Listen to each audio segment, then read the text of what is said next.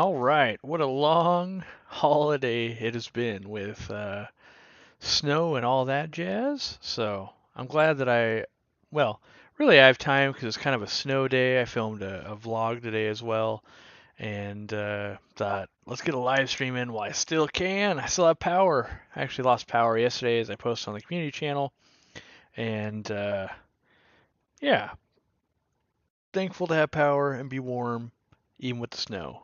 So hopefully everybody else is enjoying their post-holiday season here. We did ship out a lot of orders yesterday. We're shipping out the majority of the ones today. Uh, I think if you placed, and I'd have to double check with my team, but I think if you placed an order within up until about 11 a.m. Pacific Standard Time today, that should have gone out today. So I think we're basically all caught up. There might be an order here or there that's being held up for something. Like I know we had to get flu balls delivery was late because of trucks running and that kind of stuff. And so we actually grabbed a couple lights from the store to reship to a customer that's having a problem. And so yeah, I think most of it's out and working now at this point though. So thank you for anyone that gave us some extra patience and that stuff. Um, yeah, so as far as snow, like at my house, at the fluffiest, it was like a foot. Now, as it's settled down over the past couple of days, it's more like kind of 8 inches or so. And but I was out today and yesterday driving, and it worked out okay. So I'm not too inconvenienced, which is good. Um, yeah.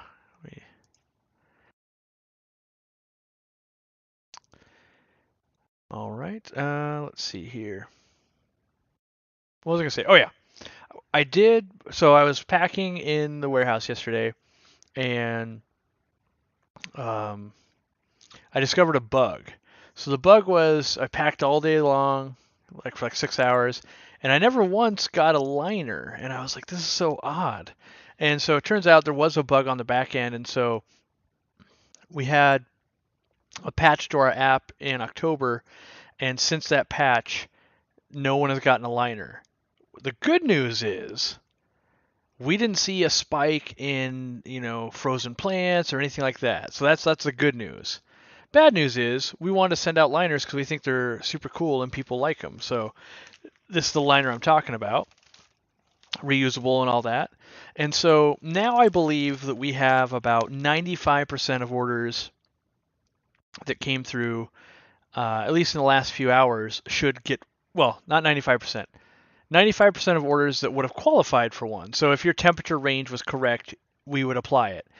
I'm still noticing there's one or two here where, hey, it didn't get the liner like it was supposed to. It only got a heat pack.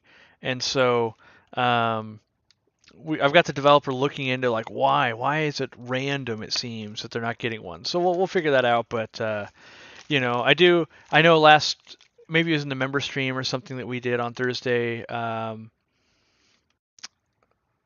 I was addressing that basically don't be worried about ordering plants because we use liners and heat packs. The heat packs were working fine.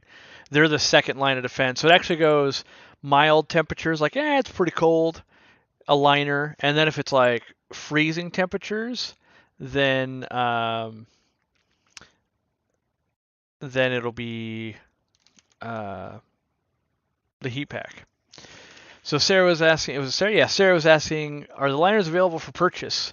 No, well, we haven't made them for purchase. We could, I suppose, but you will get a chance to get some, Sarah. We also have it so that if the temperatures get too hot, we're going to use them. Now, this last summer, we hadn't prepared to use them during when it was hot as well, and so, like right now, I know just because I looked at today, we have a little more than 17,000 of these in stock.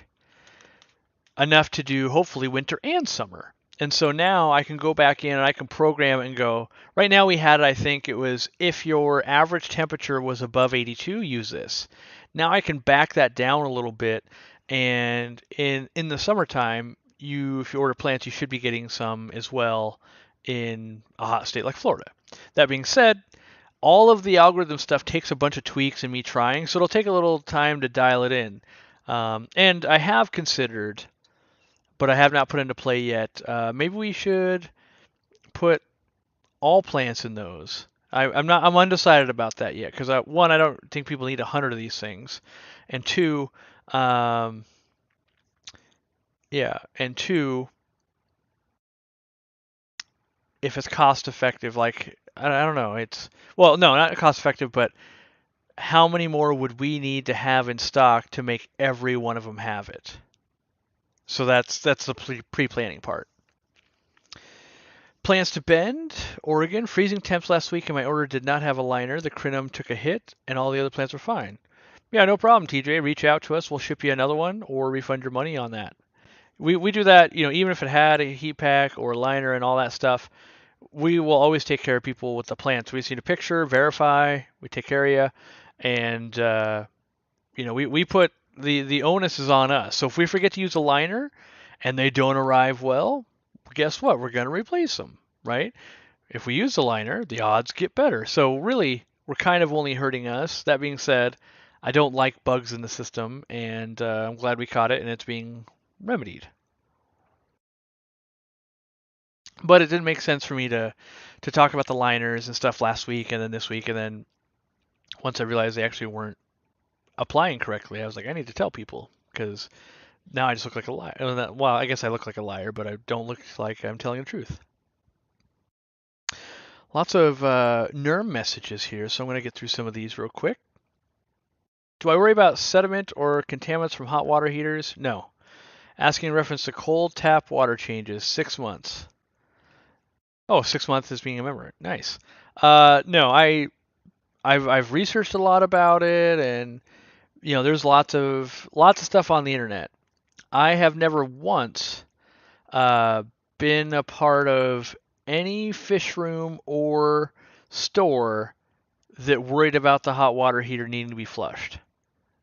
And specifically doing cold water versus hot water changes, because cold water technically would have less contaminants in it. I've never noticed any noticeable difference in my own personal observation. That being said, I'm sure there's nerd data out there that would go counteract or contradictory to that, but fish room science tells me I haven't seen any noticeable difference. Wendy, being a member for 9 months, nice work. I've got 3 female Pistogrammoides, Puca poensis, and 1 male and a heavily planted 20 with lots of hides. Could I get away with any more? Yeah, probably, but my question would be why? If they're chilling, they're probably gonna start breeding for you, and they'll just make more anyway. So I guess my advice would be, I wouldn't necessarily go buy more. I would just wait for them to make more for you. Welcome, Alex Carrier. Finally, the Murphy icon at 25 months. Nice. Let's see here. I'm hoping. So one of the things I'm trying to do, and that's Stefan. Nice to see you, buddy. One of the things I'm trying to do, or one of the things I want to do in the new year, and so I'll give you guys the heads up now, is I want to revamp the free sticker kind of program we're doing. And so if you don't know what that is, basically every time you place an order, you're going to get a free sticker. And so it's super beneficial for you to create an account on our website, because if you just always check out as a guest, every time you're going to get sticker number 1, sticker number 1, sticker number 1, which is a cardinal tetra, right? But as if you have an account, well, next time you order, it'll be order number 2, right? And you'll get a different sticker. And there'll be order number 3, you'll get a different sticker, all the way up to 27. And then after 27, it goes random, right? But what I want to do is I want to create a better journey. And so I'm not committing to anything yet, but let's just throw some stuff off the top of my head here and say, what if at order 15, you got a free towel instead of a sticker? What if at order 5, you got something completely different, right? And so I want to work on building out a better kind of user experience for people that are repeat orders from us. And I think with Zenzo, him and I can brainstorm and get some products made and make sure they're barcoded and make sure the journey's correct. And the stickers will still be there, don't get me wrong. But we've got people that have ordered like 80 times from us. And so the more items we add to this, the more different stuff you could get, right? And so I'm going to work on that. And so if you're a person like me, and I've been guilty of that, of like, I don't want to make an account, just check out as a guest, just know you are missing out a little bit on some of the varied free stuff you could be getting. And it's not make it or break it, it's nothing too huge, but it is a little nice perk to go, oh sweet, I got this. And I think, if I'm trying to plan a customer journey, if you're on order 50 or something, like maybe I can give you something, I don't know, a little more substantial than order number one. Yeah, so we're, and not that, order number one is going to be terrible and order 50 is going to be amazing, but trying to create a better thing. Maybe it's like, oh, an order, because we want to incentivize like people doing order number two, for instance, and order number three. And so, we're going to work on that kind of stuff. Alrighty. I will be answering normal chat as well. I'm just trying to keep up with some of these things that are falling off my screen. So don't worry, it won't be like just only that. I love shopping online. Wish I lived closer. I'd go way more often and love getting useful info. Well, someday maybe there'll be a store near you that has our products. I need to order plants. I'm waiting to try water sprite. We picked a lot of floating water sprite. The biggest the most what would I say? The most standout order to me yesterday is someone ordered 10 Amazon swords and other stuff too, but I was like, dang, they're going all in on Amazon swords. Can I share the plan for the future expanded store? Looking forward to a bigger shop. I actually filmed that today. So I actually went to the store when I was picking up the lights. I went over to the expansion side and filmed and kind of talked about where stuff's going, what it looks like. And so that video will either come out this Sunday or the following Sunday. It depends if our semi truck comes in, because our commercial that we've got baked into the video for this Sunday has it actually has this product, this secret product right here, right? That we want to educate you guys about. But it doesn't make sense to put out the commercial if you can't buy it yet. By the way, I do have 112 of the first print run we did of this item, and if everything goes correctly, which don't hold my feet to the fire on this one, but everything goes correctly when we do our next member only show thingy for 30 minutes that we do. Hopefully this will be live on the website and members can buy some and get them a little bit early if they want. That being said, they could actually the cargo container could show up the day after or something, and then everyone gets them. It's not going to be that big of a head start, so don't worry. Although, that being said, this container was supposed to be here on December 2nd, and here we are, December 28th, so who knows. Is there any way to transfer membership to a new account, but not lose the time that you've been a member on that account? I'm not sure. I don't think so, but that's a question for YouTube. You'd have to get involved with their customer service and see if that's a transfer type option. Oh, my mom got me this for Christmas. Alamo is the beer company from King of the Hill, which I'm drinking a Diet Coke. I don't drink at all like any alcohol, but keeping my drink cool.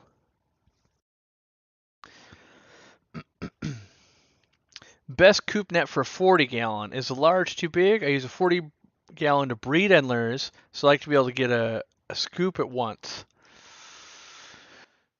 If you're trying to catch a lot of fish, the big net is really nice, but so in your example, right, you got a 40 breeder filled with endlers. If you're wanting to get a lot out at once, that net's awesome. If that same tank was guppies though, and you wanted to pick out onesies, I'd go for a much smaller net. And so it sounds like you want the large one for what you're trying to do in that instance. What are the best water parameters for a new cherry shrimp tank? I would say, neutral water, 7 to 7.5 pH, moderate hardness, moderate KH, moderate temperature. That's where I would like to start. Now you might go, but I got 7.6. That'll be fine. I got 6.9. That'll be fine. I'm a little bit light on hardness. that'll be fine, but try to avoid these extremes way off to one end or the other. And if you're somewhere in the middle, you'll be all right. And you can, over time, massage that a little bit. If your water's a little too soft, maybe add a Wonder Shell or something. And, but in general, kind of stable parameters, not having a lot of predators from fish, planted tank, lots of algae and little nano critters and fish poop and mulm and all the stuff that you want in a well-seasoned aquarium will give your shrimp the best chance of thriving and then reproducing for you. My tank has a 9 pH, but the GH and KH go from very high out of the tap to nearly zero after a few days. The tank is heavily planted and a large amount of immerse growth.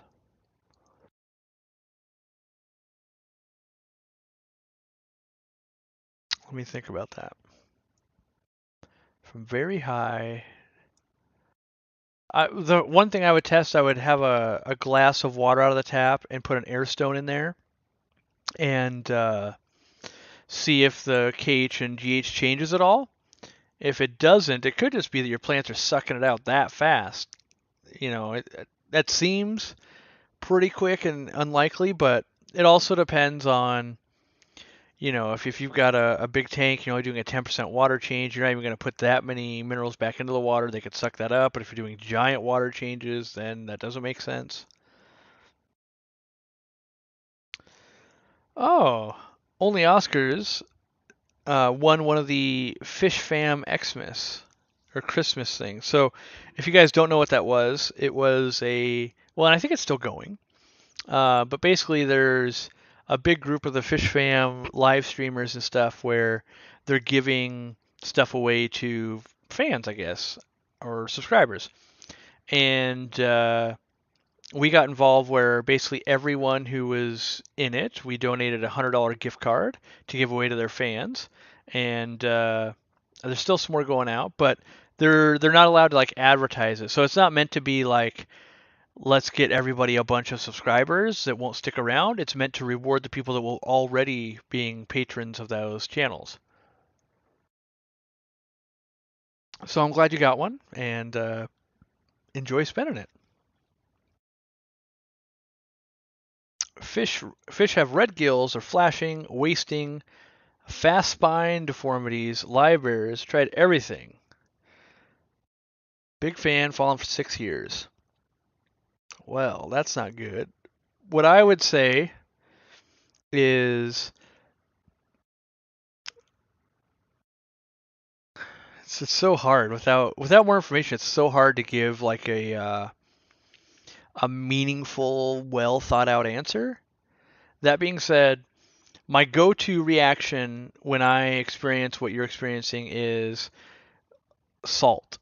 So I would put 1 cup per 10 gallons of water in there. You don't say whether you have plants. So obviously, if you have plants, it's going to kill them. I would try to either move them to a quarantine tank if you have plants. Yeah, that's what I would do, and that's probably going to clear up a lot of what's going on. It probably won't fix everything, but from the sounds of it, you probably have 2 or 3 things going on that is causing kind of just a downfall on your colony. And it could be environmental, like it could be water parameters, it could be diseases in there, it could be expired food. Like there could be a lot of factors that go into what's making a colony of fish fall apart. Could be aggressors in there. There's so many things, right? But at least with like heavy salt dosages, you can mostly rule out most infections. So bacterial, fungal, even ick, or something maybe like Costia. There's a lot of things you could just go, okay, well, it's not going to be that. And then if you can make sure that your water parameters are kind of dialed in of like, okay, pH is above 7, we've got moderate hardness in here to really hard water, any of those types of things, that gets you down to like, okay, well now could it be genetic? Could it be a disease that can withstand what's going on here? Let me look at what else could be going into the tank that be causing this. Is there something naturally in my water? Is it a food I'm feeding is expired, or maybe it's a frozen food that got left out, or you have to play this big detective game. And so if there's 20 things that could be wrong and I can eliminate 9 of them with salt, I do that first and go, okay, well, there's 9 of them. And then I go to water parameters, if I eliminate another 4, right? Now I'm left with 7 potential things. All right, food is brand new and great. Boom, down to 6. It's only guppies and no one seems to be aggressor. Boom, down to 5, right? And I keep just whittling my way through until it's like, okay, well, I'm down to 3 things that it could be. There's also time. So you could be like, okay, I just need to wait 2 weeks. Hey, stuff stopped dying. Now, one thing to know when you're like fighting off illness and things, think of it like someone who's been a smoker their whole life or something like that. It's just because you quit smoking today doesn't mean you're now cured of like potential lung cancer and that kind of stuff, right? Or limited lung capacity. It's going to take time to get any of that functionality back. The same thing happens with fish. If they're already compromised and dying and they've got all these things wrong with them, their bodies have to go in and start trying to repair all of that stuff. And that still makes them susceptible and they can still die. So you might have fixed the root problem, but for the next 4 or 5 weeks, you're still going to have deaths. But then from that point on, it might be gravy, right? And so that does make it difficult. Now, the other thing you could do is you could hit it with meds, but being livebearers and salt, I like that you can kind of attack everything. The other thing I do from time to time, I actually have it here with me. Well, actually, this kit right here, like this, the stuff I brought from the warehouse today, this is essentially how I would fix your problem, right? So I've got 4 meds. I've got Icex. I've got Maricin, and I've got Paraclins. I also have Expel P. Between these meds, so one aspect is to go the salt method. The other aspect, if you had a planet tank, is I go with these 3: Paraclins, Maricin, and Icex, all at the same time. Let that sit for a week, see what happens after that. Then, if you notice you're still getting real skinny and have wasting disease, the best cure for wasting disease that I've found is Expel P. Right? Levamisol helps clean them out.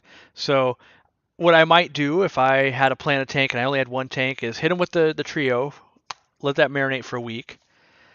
Do nothing for the second week, basically, maybe a water change.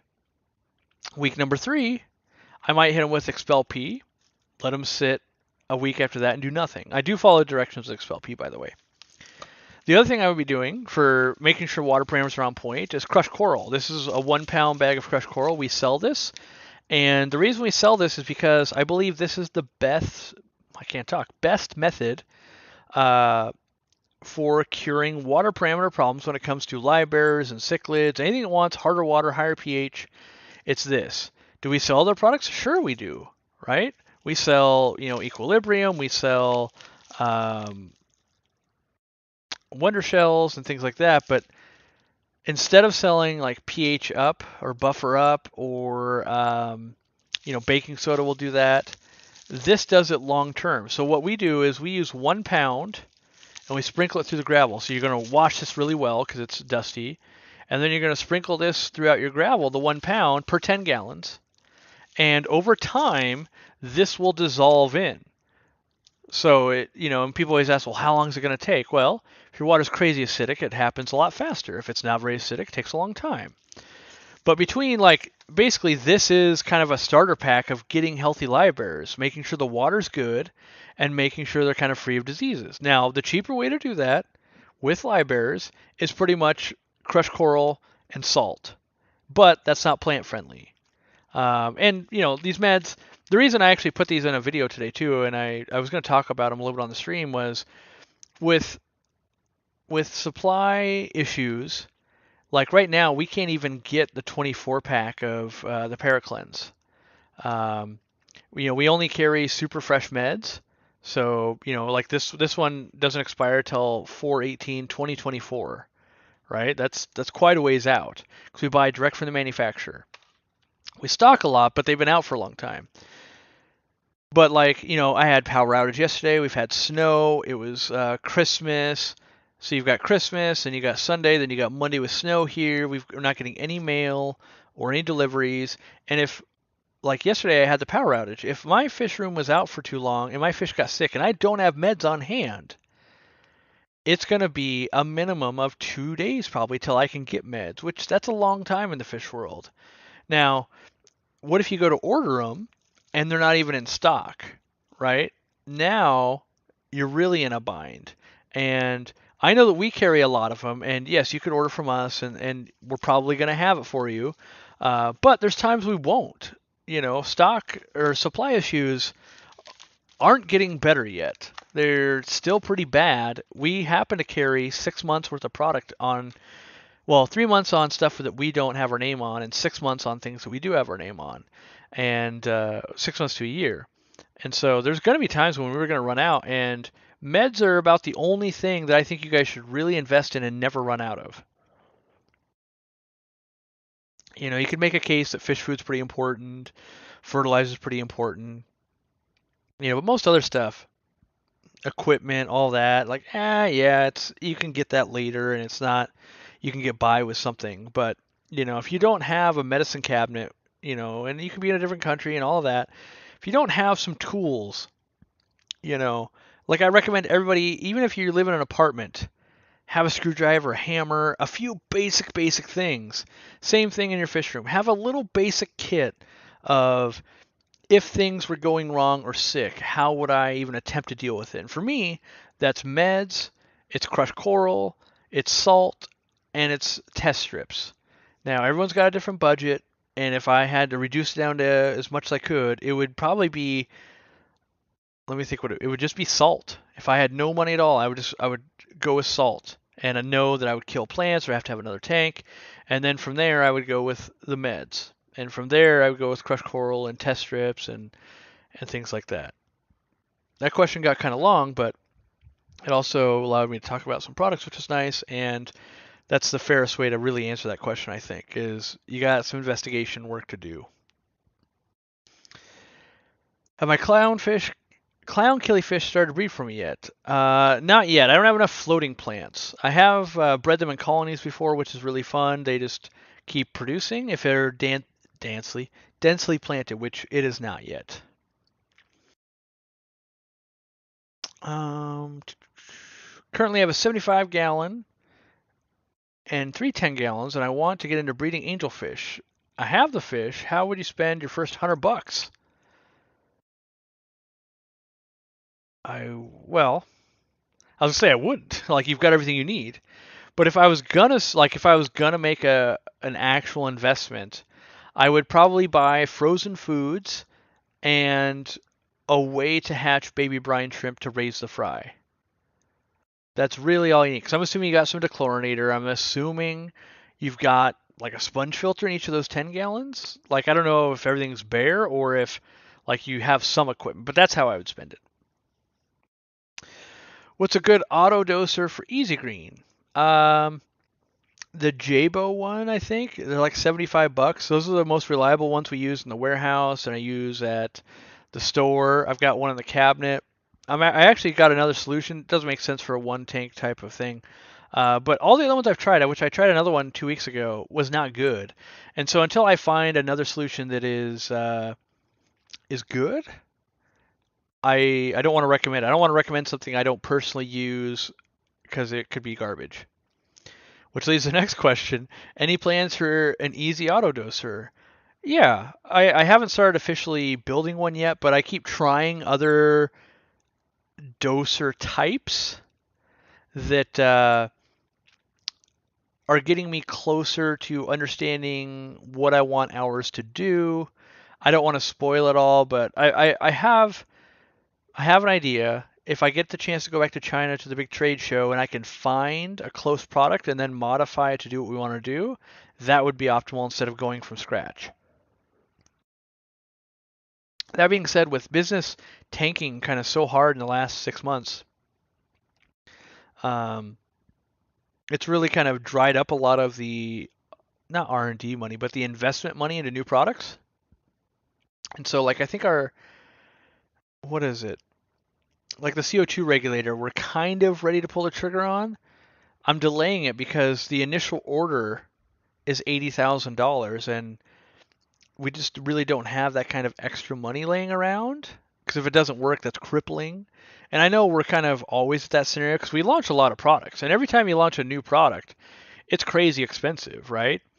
Um, and so if we try to launch 8 products a year, and they all on average cost $50,000, right? That's $400,000, or let's say it's a $500,000 investment, and they pay back over time, right? But if any of them go horribly wrong, that's just a loss, and then you have to have all the money up front. So, do I have some ideas? Yes. Will it roll out soon? Well, no. But if I can find the right manufacturer and the right people to work with, it is something I'm interested in because I personally, again, if I would use that product in my fish room, I would like to sell it and optimize it. Perks should be based on money spent, not orders placed. 30, $10 orders or one $100 order is cheaper to ship than 30. Or am I wrong? Uh, well, you get into a big argument there. So, for instance, is there more value? So, okay, so I think you've got two ways to think about it. One would be from a business standpoint, a person ordering one $100 order is way more beneficial than someone ordering 10 $10 orders. In fact, we don't allow a $10 order anymore because we lose money on it. The minimum order is $15, right? Because we were losing money.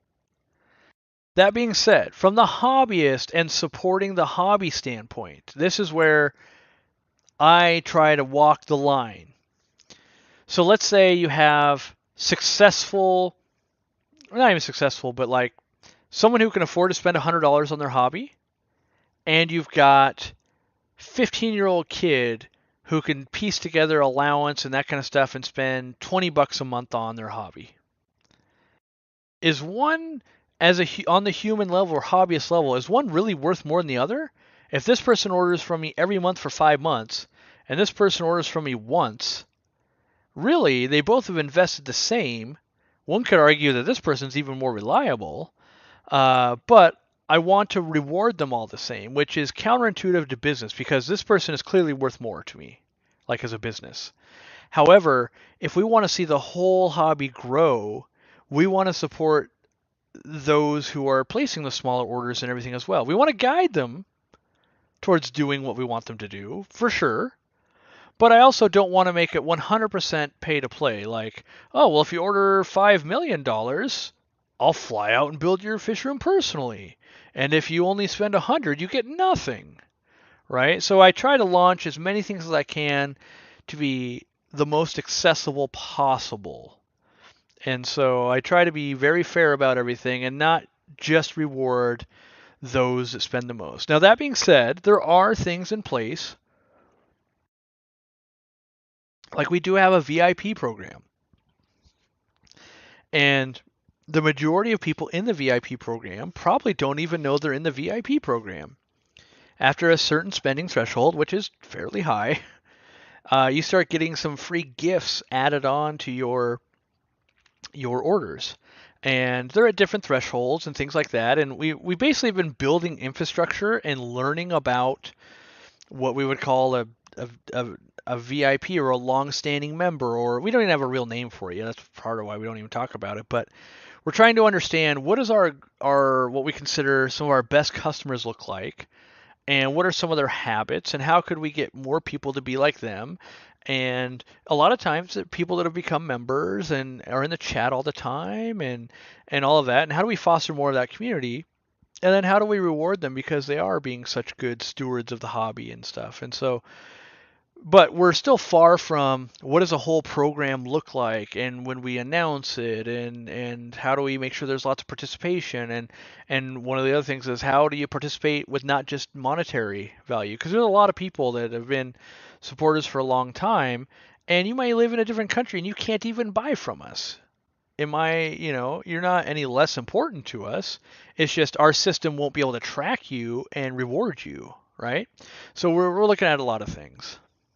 And I realize now I've been rambling on about money for a long time, but at the core, that's kind of what the business is about. I do like talking about it, but I want to make sure we are mixing in fish questions and that kind of stuff. So I need help designing my fish room. You need to do the whole. Wait. You need to do the whole. Take a picture of the space. This is what it looks like. It would be fun to have a 3D like fish room builder type app on the website for sure.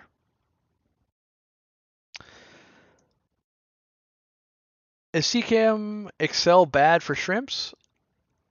It's kind of a loaded question. Uh, I would say in normal dosing, no. I don't believe it to be strictly bad for shrimp.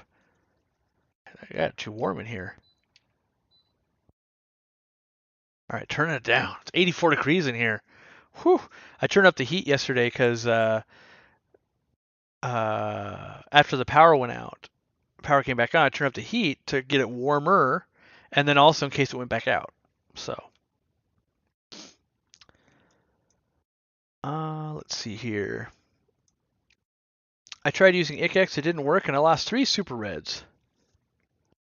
That'll happen.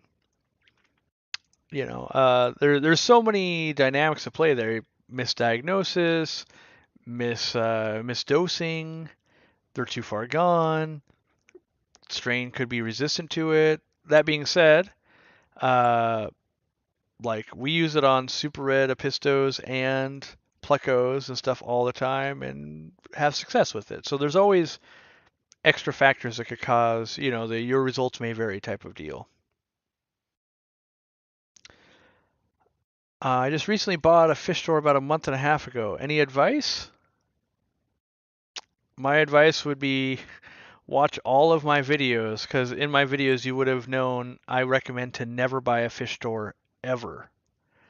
Like the odds in which you will be getting a good value on purchasing a fish store are very slim, right?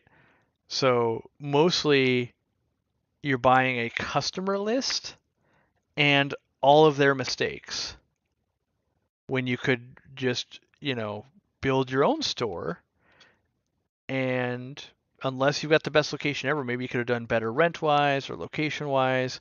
But, knowing that that's where you're at now, my best advice is learn as fast as you can because now you're in the driver's seat and try to, I guess, spend time on your business more than your competitors. Try visiting the fish wholesalers in person. And this sometimes you don't have one. I don't know where you're at, but let's say you don't have a wholesale facility in your state. Fly out. That's what we do. Like we fly and we go visit wholesalers that we might buy from and just see like how are they running the company? Are they people we like? Are the people knowledgeable that are working with the fish? Do conditions seem good? What's their packing process look like? And we do that with plant vendors too, right? Because you get to see so many more things. You see a wholesale list of fish. What you're not seeing is, oh my God, they keep 1,000 Oscars in a 55-gallon tank. It's only got to be there for 4 days. Or you see, oh, they keep 1,000 Oscars in a 900-gallon pool. Oh, well, no wonder they look so good, right? And you'll be able to see, one of the important things we look at is this fish on the list? And then you go look, you're like, they're selling that fish even though it's sick. Or you see the like, this fish I didn't see on the list. Oh, they must actually be quarantining and landing them and making them healthy before they sell them. You can learn a lot about these. Canada's banned medications. How do we quarantine or even deworm our fish? I don't know that answer, Frank. I would definitely, for quarantining in general, use salt. But as far as deworming, I'm not sure. Yeah, it might just be one of those things you're gonna have to live with. And so while they've banned meds, right? It means that a local breeder with a reputation and a clean fish is worth 10 times the value because you can't just buy a cheap fish and clean it up anymore. So the source, the reputation, all those things, because you can get rid of diseases, right? So imagine you've got, a fish with Camellianus redworm and it's a problem. You got no medication to get rid of it, and it's infecting angelfish. You can let those angelfish breed. They've laid eggs. Take those eggs, get them into completely different water, let them hatch out. Once they hatch out and they're free swimming, get them into another third different tank that's never seen, that has been sterilized before, and it's highly likely that that batch that has been raised up will be free of anything. Now, the trick is not to reinfect and recontaminate and do all that, and it becomes a much more difficult hobby to keep truly clean fish. However, still enjoyable, I believe. All right, Doki. Wow, I'm way behind in messages. I apologize to everybody. I've got a 47-gallon Eheim rimless tank, and I'm DIYing a glass acrylic lid for it. What's your favorite way to DIY a lid for a rimless display tank? I would probably buy the little plastic clips that kind of go on the rim and then sit out, and then I would have a piece of glass cut from a window company is what I would do, and make sure they sand all the edges. That's what I would do personally. Welcome Tristan and Drew. Carol been around for 23 months. I like it. Will Camellianus worms eventually die out after levamisole treatment, or do they need to be vacuumed out to safely be eliminated? I don't know the answer to that 100%, Lowell. In my experience, after I dose,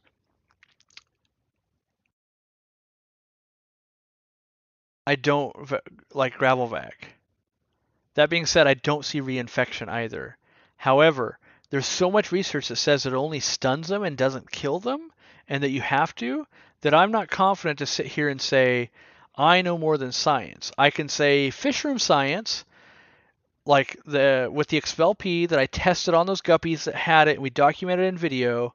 I did not siphon the bottom after treating, and I still have the fish in the fish room today, and they still do not show symptoms of Camellianus redworm, 6+ months later? Now, that's one example on camera. I've done that a bunch at home tanks before and had the same results, but I can't sit here and say, to me, it's that fish room science. I can say how it's worked out for me and how it usually works out, and then you can have scientifically that shouldn't work. And then I just kind of do the shrug and go, yep, I guess not, but it does. I don't know why. And I move on going, it works for me. It's that whole, if it works for me, then we're good. This question's subjective, but what is an expensive community fish that you feel is worth every penny? Ooh. So beyond I think every fish is worth every penny every time. Like, the fact that we can keep a fish in our possession is mind-blowing to me. But in general, what's something that I really feel is worth the money? I think a lot of that has to do with what fish you like.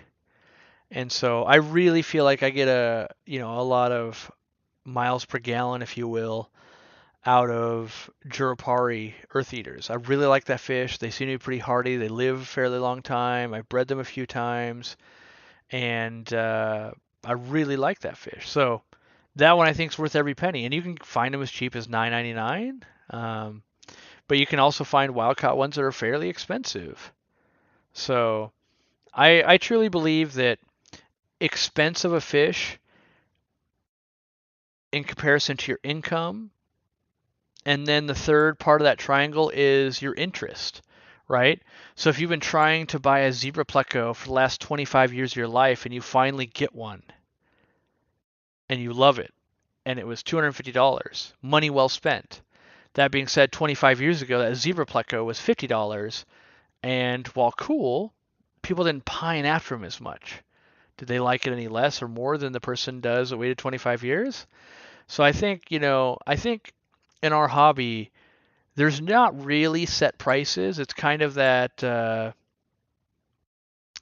people are willing to pay what they think it's worth. Some people might say Italian food, oh, a good pizza, I'm willing to spend $60 on a good pizza. And then you've got me. I eat Domino's takeaway pizza for like $6, and I'm completely content because the value is amazing for me. I'm sure I would love a $60 pizza too, but I don't see the value in it. I would rather go buy a $6 pizza and some fish. And yes, I just took my socks off because I had like big socks on that go inside the boots for the snow, and I was starting to sweat. JR, all right. Where do I donate to my membership and the Taco Tuesdays? Um, you can do a super sticker, and at some point, I'm hoping maybe I can pull that off this year. I'm hoping to be able to set up. I tried this last year, well, this last month, and it hit some snags, but I'm trying to set up a way to donate to some of these different like fishy funds and that kind of stuff, and it should be on some of the videos, but I haven't been able to get all the kinks worked out yet. I just figured this out. Nice. Mr. Hepner at 39 months. That's got to be one of the oldest. I don't think it's the oldest, but 39 months, that's up there for sure.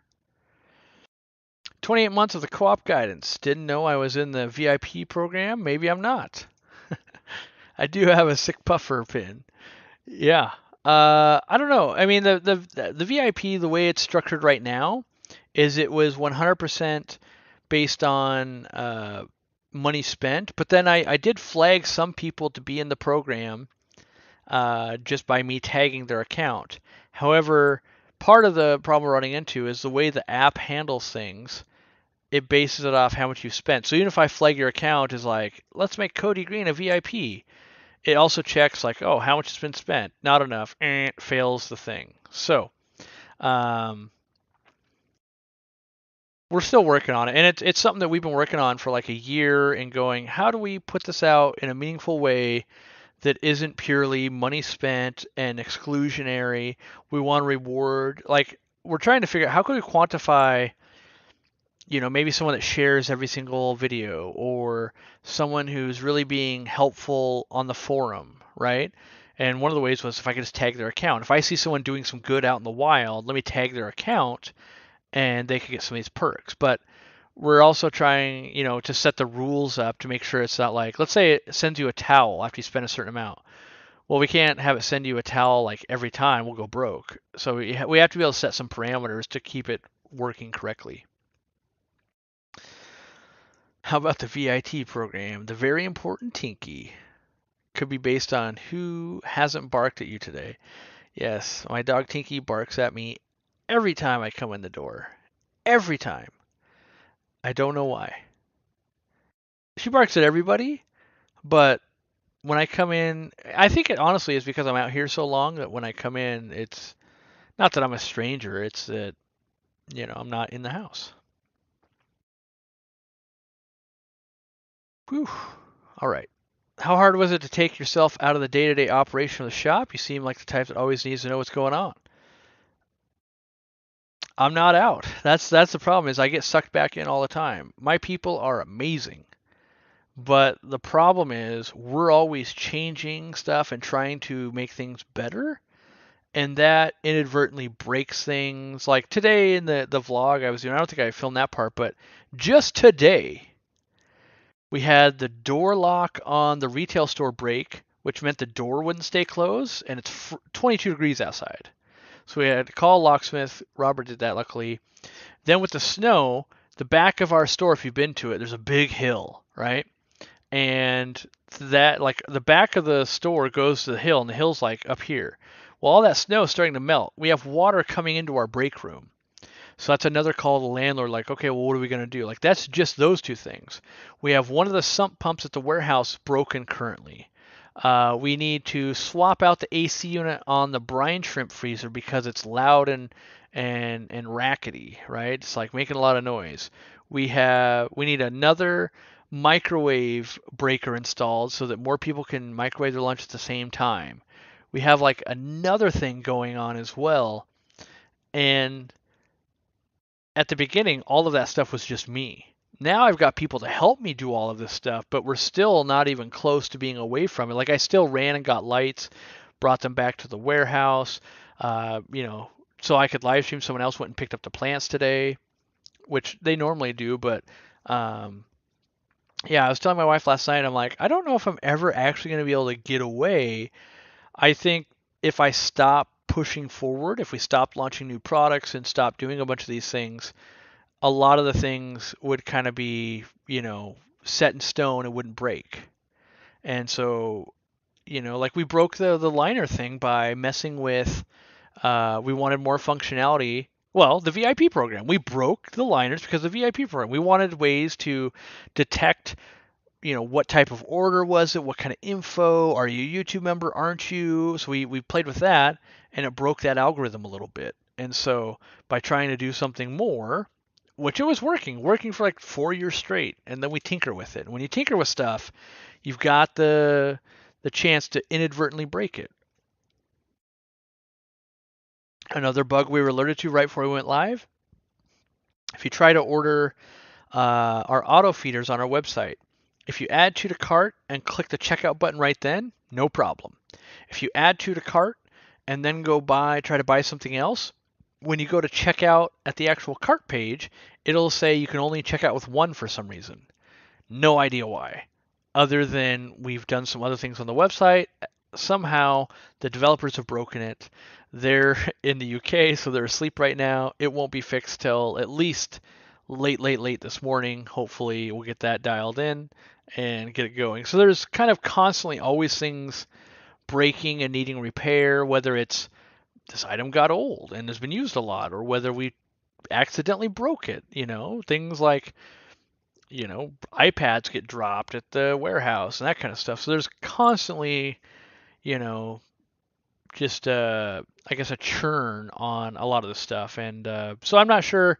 I hope one day to be kind of fully out so I can focus on whatever I want to focus on. But I would say right now I feel like maybe one day a week. Well, I don't know. It's so streaky. It could be a lot and then nothing for a while.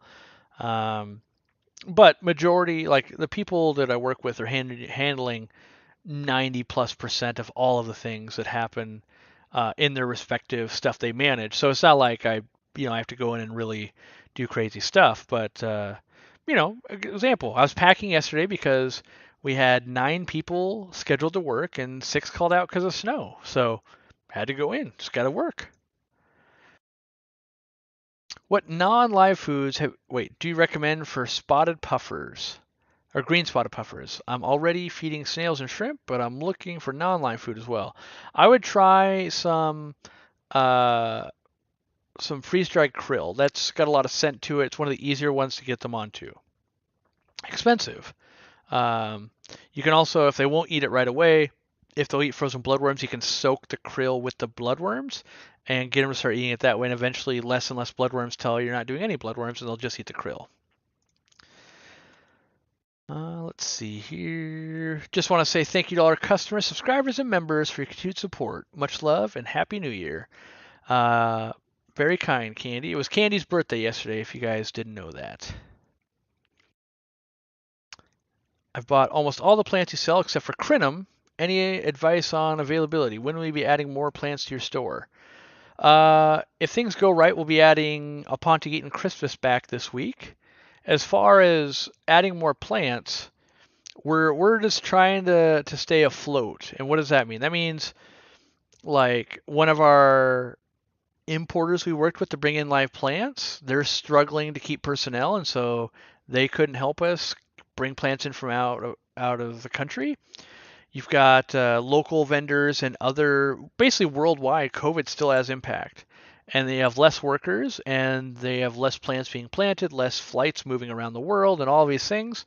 And so I think when the world returns to COVID is not preventing things anymore, we'll be able to double down and bring on a lot of stuff. I looked at lists just this last week, so we are like, what can we do to help sales? Maybe some different plants, and the reality was they just weren't available. So we're doing what we can, and I get you with I've bought all those, and us too. That's the thing. We bought them all, and we'd like to get some more varieties, but um, we definitely run into the co-op effect a lot, and yeah, we're I fully expect us to have Christmas for like 3 weeks and then not have it for like 3 months. because our vendors, when we go, well, do you have a lot? They always say yes. And then they always go, we didn't think you were going to sell that many. And then we always have to say, but we told you we would.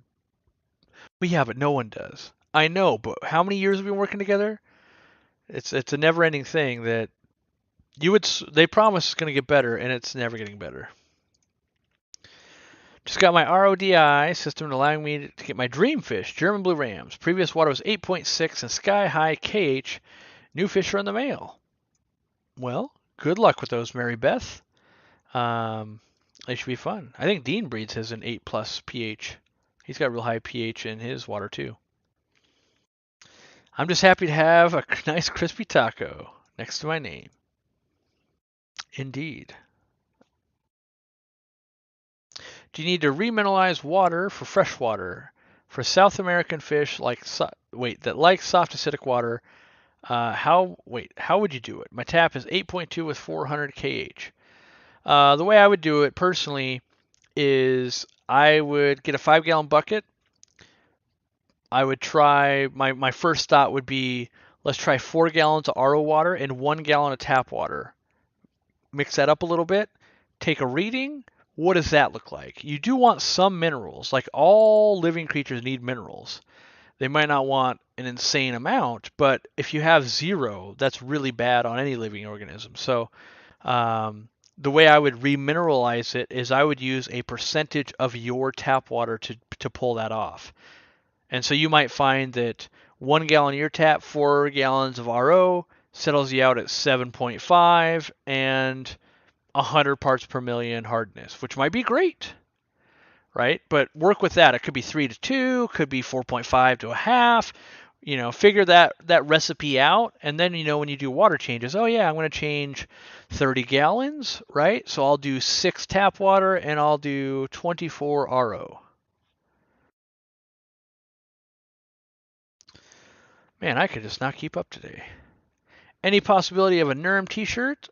There is a possibility. We're currently trying to find artists we want to work with, or Zenzo's trying to do that, and because we want to make a shirt for events, we want to make a hoodie for members, it's other things to do. It's just like we always have a hard time working with artists like long term. They always kind of get flaky on us, which I don't know if that's just a normal thing or if it's something we do internally.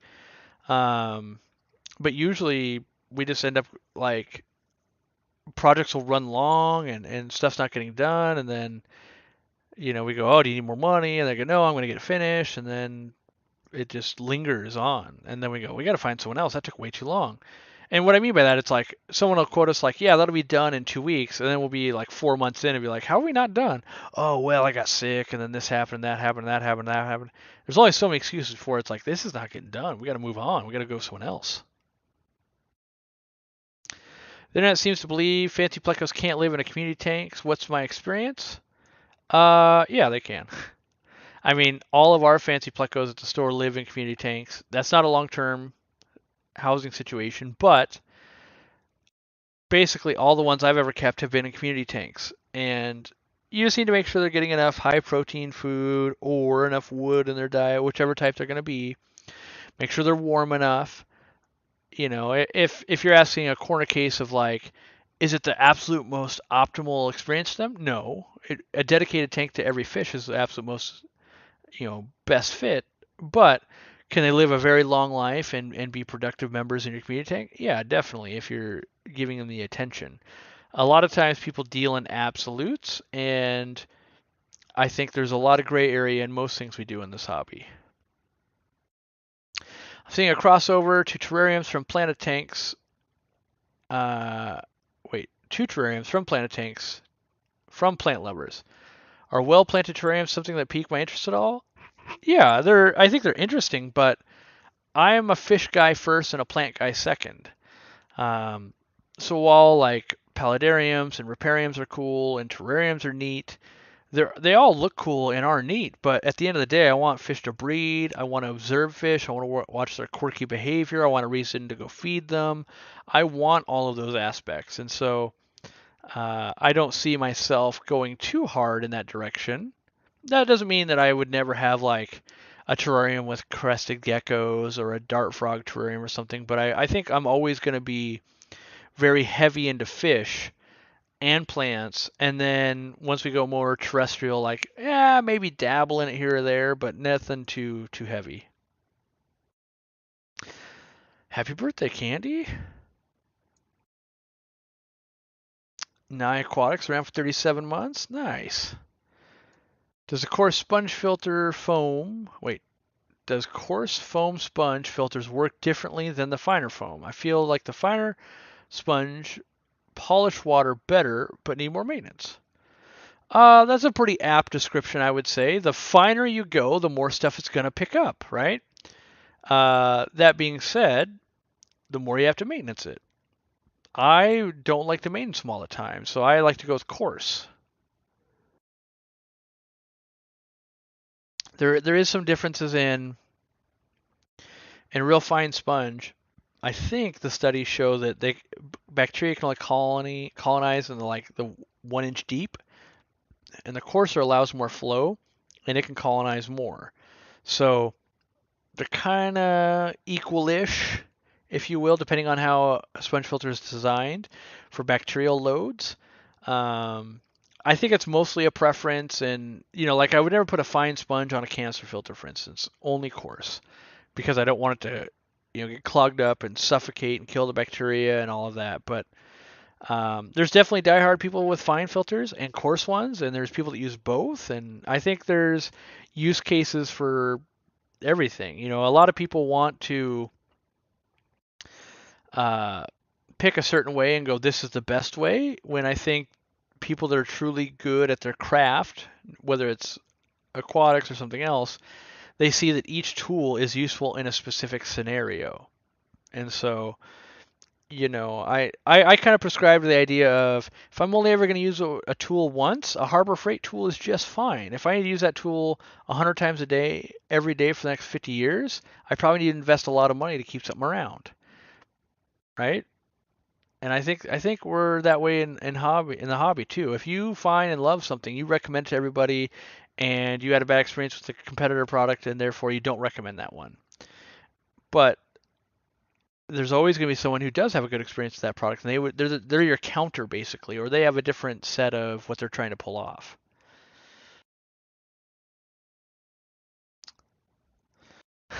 $60 pizza with no pineapple. Truth. I hate warm pineapple. Your test strip saved me from absolutely bottoming out my cage. Didn't realize mine was so low. That is the biggest benefit with test strips. They're not crazy accurate, although ours are fairly accurate. It's not That's not what the tool is meant for. The tool is meant for, it takes a minute. Of course I have a minute. Oh my gosh, right? Oh my gosh. To me, it's kind of like having a scale in your bathroom. They're not crazy accurate, right? They're not gonna like necessarily help you lose weight or anything. Like they don't actually do anything, but you can step on it real quick and go, oof, I guess I did eat every single cookie at the Christmas party. Maybe I better reel it back. Maybe I better fix something I'm doing. And that's kind of what I think test strips are, is like, oh yeah, okay, I better take care of this. I better reel it in. I better take a deeper look at this. And I strongly believe everyone should have a testing kit. You don't have to use it all the time, which you should use it fairly often though. And for me, I'm just way too lazy to do liquid kits, and so I have to have test strips. I use them, if I'm being honest, I probably use test strips twice a week. That's not every day or anything. I own a lot of aquariums too, so I could see other people using them less, but on the given week, I probably use them me personally use them twice a week. That doesn't count like how often I'm using it at the store, in the warehouse, and for all the stuff that I own, if you will. But just physically me taking one out and looking at some water, probably twice a week. Now, obviously, if I've got them out, I usually check a bunch of tanks. So like two different times, not just two test strips. Like maybe it's 10 strips a week or something. All right. What do I think of having a light on 24/7? I could go back and forth on that actually, because I've done it before and I didn't really see any detrimental stuff for the fish. However, you can grow a lot of green water and algae sometimes.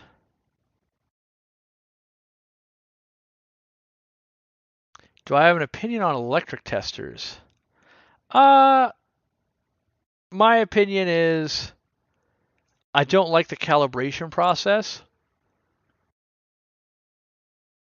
and I'm trying to think. I don't know. Like you can test for pH pretty easily in TDS, but I don't know of an easy way to get like KH and nitrite, nitrate. I think there's one for ammonia. But to me, I also like my test strips, right?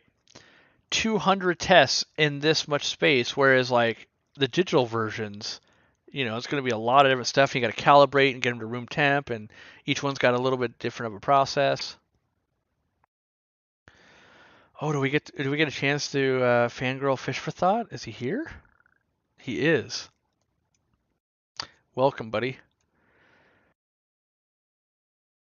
If you didn't know, we sponsor Fish for Thought, by the way. I can't wait until it makes more sense to do some like in-person collaboration or events. We tried to get him when we did the event in Washington. We tried to get him to come down, but I want to say I can't remember exactly, but the fees were exorbitant for him to be able to get across the border because of COVID, and so it ended up not working. We were gonna like put you up in the hotel. We'll do this, we'll do that, but it was getting out of control, and it was a last minute thing. We kind of were like, oh yeah, we should totally try and see if we can do it. Um, so hopefully in the future we'll be able to pull some more stuff off. Does the amount spent count in store too? My guess is that's talking about like VIP program. As long as you are associating everything you do with our business to one account, yes. So like if you're in the store and they ask for a name or a phone number, as long as you give them one, that goes to the same account so long as you have the same account as an online order, which you should. But yes, it should all be bundled up into one for you. I have a red-eared slider that has not been eating for the past 3 or 4 weeks. He did molt during the time frame. Should I be concerned? Well, I would look into water temperature, see if it's getting too cold and they're trying to go more of a hibernation mode, but it's a decent amount of time. I'd like to see him eat something fairly soon. You know, what I might do if I was worried, I would have like floating water lettuce and other veggie plant or just plants kind of floating in there. And if they don't eat them, great, you're cleaning the water. If they do eat them, great, now they're eating. How would I get chocolate zebra plecos ready to breed? I've heard a few different things like lower KH, stabilized pH, but wondering what I would do. Feed them, feed them, feed them. Most people don't feed fish nearly enough. Like if you watch Dean feed plecos, you'll be convinced that they're all going to die from too much food and it's going to pollute the water. That being said, a pleco in the wild is trying to eat 24 hours a day, and we might go like, oh, here's a little bit of food, and it's gone 8 minutes later. They're now spending 23 plus hours starving for food, when it's a fish that in the wild would be, maybe it spends 4 out of those 24 hours eating and the other 20 hours looking for food, right? But they're only getting 8 minutes of food in our tank. So I think, especially with plecos and other bottom feeders, we drastically underfeed on the perception of if we overdo it, we'll kill everything. Greetings from Germany. Keep up the great work. Well, thank you, Henry.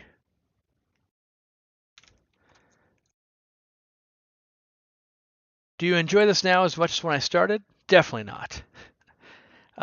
There is something intrinsically valuable to doing something purely because you like it. And what I mean by that is with no outside influence, right? You would choose to do that over anything else. Because I do it so often now, I don't choose that. Whereas before I was, let's say, working at a fish store even, the every waking moment would be like, well, how can I go interact with the fish tank? How can I go to another fish store? How can I go do anything with fish? I still do a ton now, right? But it's not at the same level because I'm a person that gets like infatuated with stuff when I get into it. And so but naturally I can't sustain that for 10 plus years or 15 plus years. I don't think anybody can. The first time, I think through our lives we probably go through different things. Like maybe when you're a kid, you get really into biking or skateboarding or whatever your hobby is, and then X amount of years later, you're not as much into it, but you don't hate it, and you still might do it from time to time, and you might want to do it more. But I think there's an intensity that will wane, and it can come back sometimes too. Like if I had no aquariums for a year, I'd probably be really into it again once it came back. But I don't think I can. I definitely can say I'm not as into it right now as I was when I got my first fish tank ever. I don't know about you guys, but when I got my first fish tank ever, it was like, well, I haven't been to PetSmart in 3 days. I should go there. Oh, I haven't been to this pet store in 3 days. I should go there. Maybe someone dropped something off. Maybe I could just go look at more stuff. Like I was there all the time. I used to when I worked at a fish store, I used to visit fish stores every day. Based on the way home, I would stop at almost a different store every day at work just to see, like, oh, I haven't been here a week. What's new? You know. Part of it was learning. The other part was just finding rare fish too. I love being a beginner. It is a better feeling than being a master. There's something pure to true enjoyment. The more you know, the more you can kind of see you might be doing things wrong.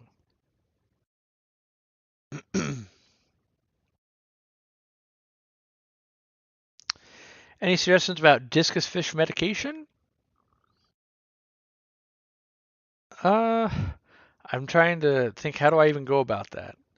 Use our medication trio? If you had a specific disease, maybe, but we treat them just like other fish, if that helps you. I don't know if it does.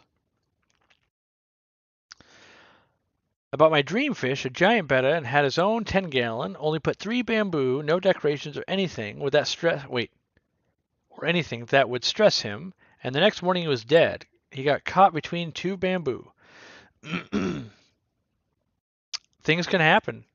You can have the world's safest car, you can take years of defensive driving classes, you can do all these things, and you can still get in a wreck tomorrow and die. All we can do, the best odds we have is to do the best we can do. So you did everything you thought was right, and you still got a poor result. It doesn't mean you necessarily did something wrong, you know, like the fact that you put an aquarium up, right? You could have a pipe burst in your ceiling, the ceiling falls in, and the drywall kills your fish. You wouldn't have faulted yourself for that. You'd be like, wow, what are the odds that would have happened? That's crazy. And I think something like the bamboo is the same way of like, what are the odds this guy is dumb enough to get stuck between these two? Fairly low. It won't make you feel any better. It doesn't get you $100 back. But, and you're probably never like, I'm never doing bamboo again. Oh my gosh. Right? But over time, wounds heal. If you got in a car accident, you say, I'm never going to drive again. It's too dangerous. Most people do end up buying another car and driving again because the convenience is so nice.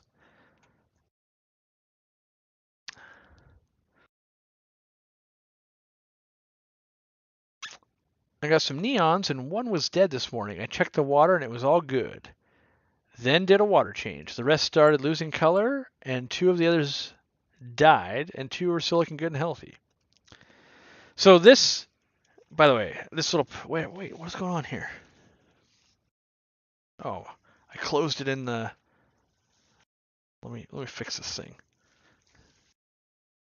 This is a little pad, USB pad that it's some little fans that keeps my back from getting sweaty.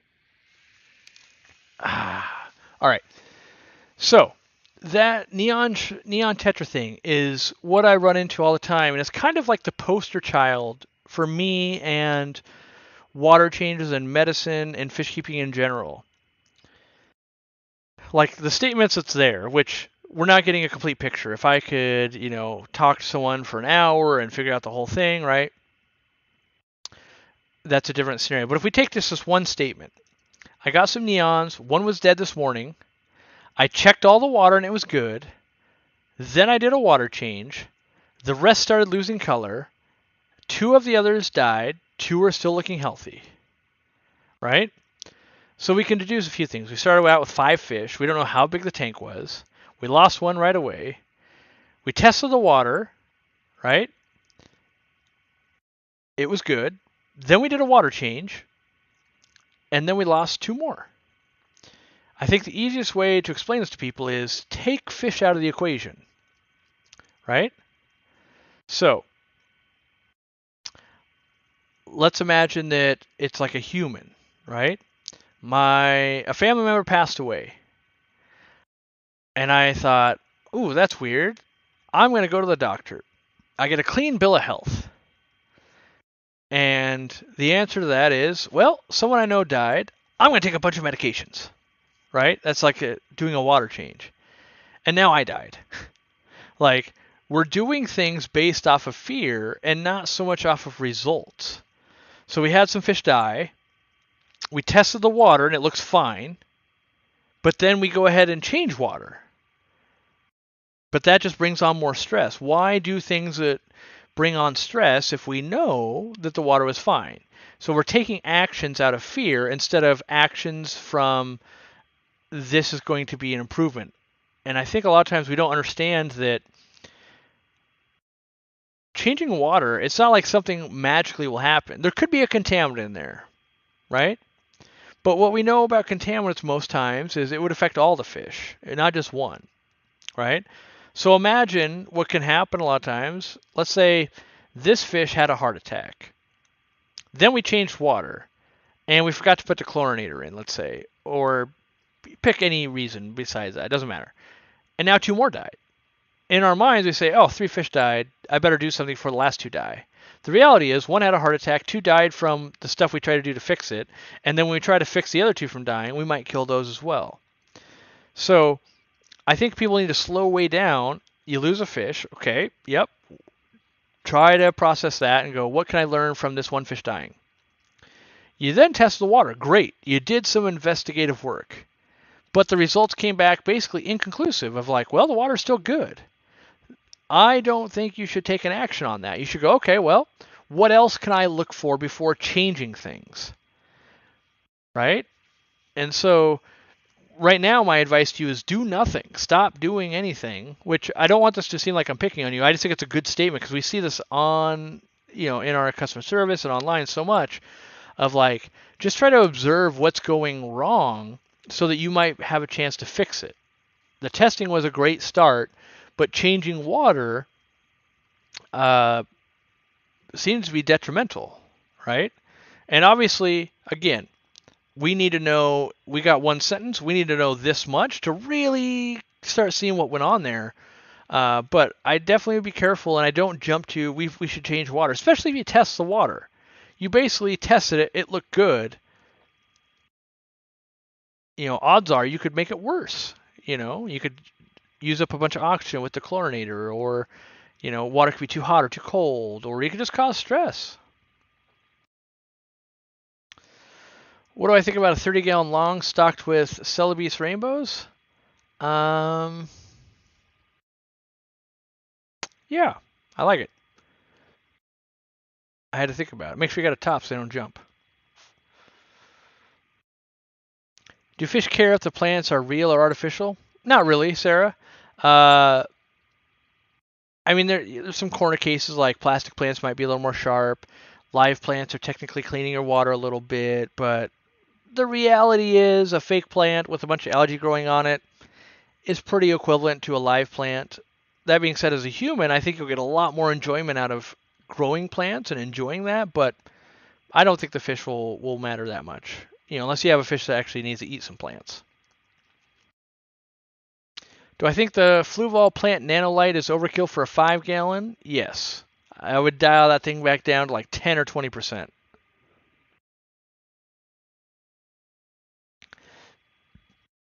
Also, some neons are very inbred and will die just because they're stressed. Got a batch of neons from Pet Supermarket and they all died. Reputable breeder, hardiest things ever. I would say that's very observational evidence. Like, you have two completely different systems and things like that. I would just anyone that listens to that, I would say be careful in that. I would put some money on.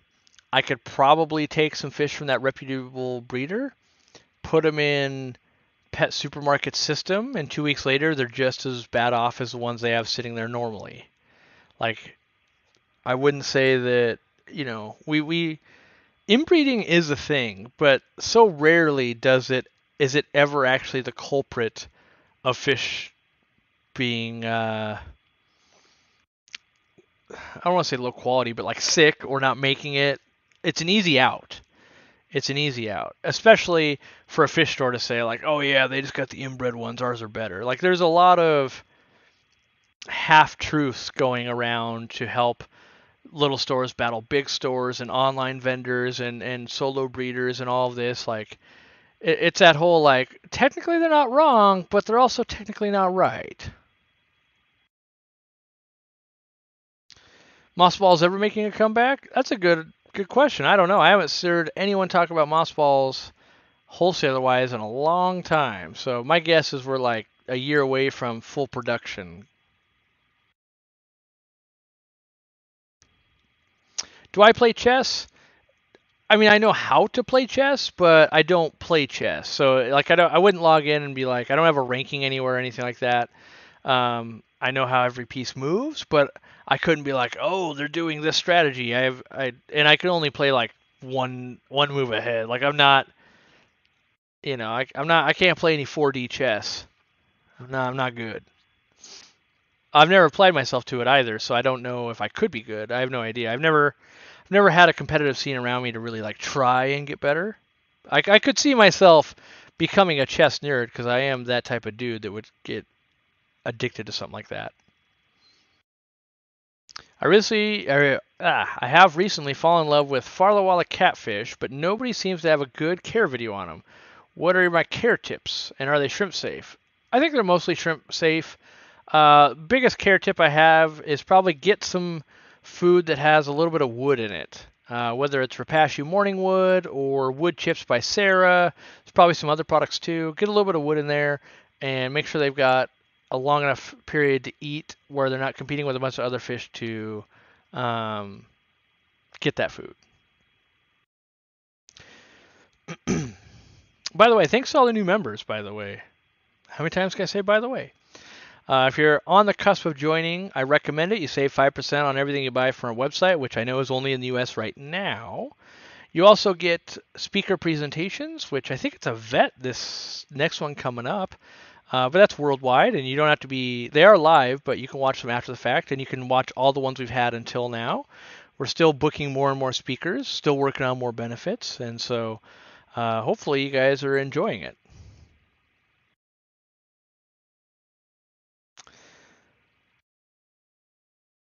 Oh, here we go. I saw mossballs in a box store today, two for 15. So expensive, but it's good to see that they're even a thing. Usually with time, price should come down, availability should become more available. Ooh, does anyone know how to identify elephant nose males from females? I don't think I do. I don't think the talk we saw on electric fish identified it either. How are the braces feeling? Always annoying. Not always annoying. I just like for me, I constantly have to check before I like do video and stuff. Do I have like I had a sandwich, right? Like, are my braces filled with sandwich? But otherwise, going fine, I would say. I think I get my lower braces on in like 2 weeks. What are my favorite Corridoras to breed? Um, I really like breeding the Barbados Corridoras. I just think they're one of the coolest looking ones, so these my favorite. Will I eventually ship worldwide? If it's a thing that can be done, we fully plan to do it. So short of someone preventing us from doing it, we're still moving ahead on trying to.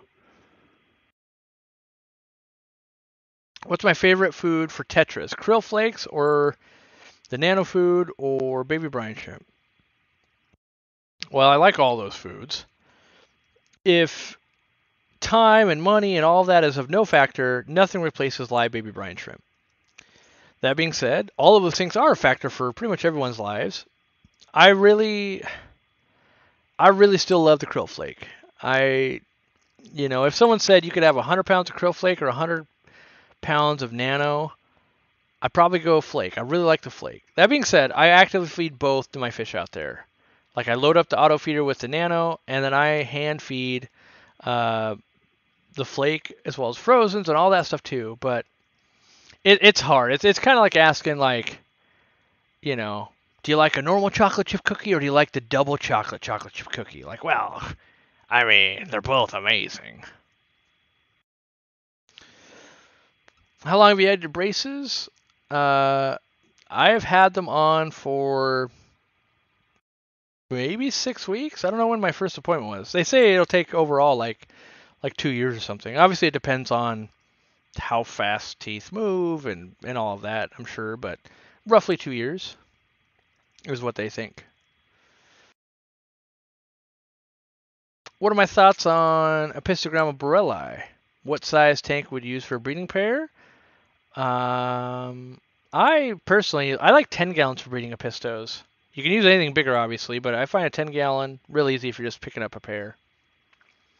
I fed Extreme Krill Flake today. I haven't, what did I feed today? Oh, a test food that's off camera. And clams to Ladybird.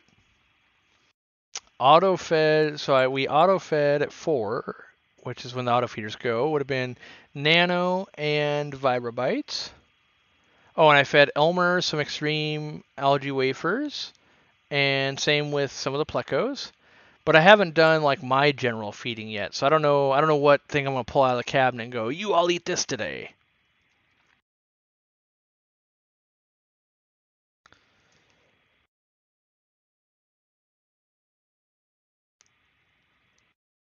Do I have any experience with disease Epsilus? I don't even know how to say that.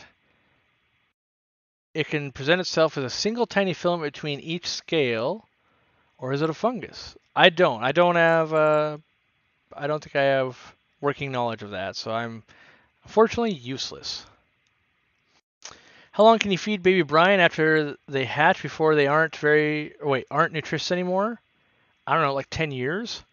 I think that's me personally. I think that's one of the most overblown things in the hobby of like, oh, well, that shrimp's 4 seconds old. It's not nutritious anymore. Like, let's be real here. They do molt, but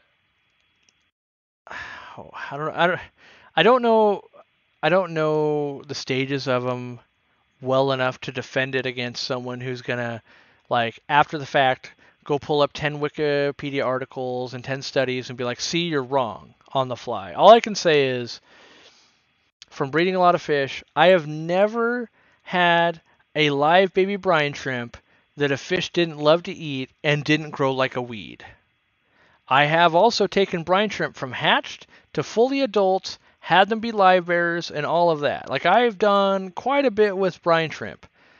And I've never, I feel like that level of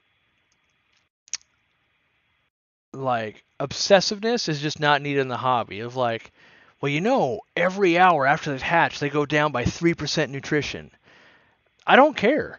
Let's say you go like, oh man, it's been 10 hours after they hatch, they're 30% less nutritious. Like, oh, so they're only 9,000% more nutritious than dry food? Dang, what will I do now? Oh no, they're eating them all the same. Like, I just I've never, and maybe the saltwater hobby is different, but in the freshwater hobby, I have never seen any detriment that I could ever see while feeding live baby brine shrimp, no matter how long they've been hatched. Never.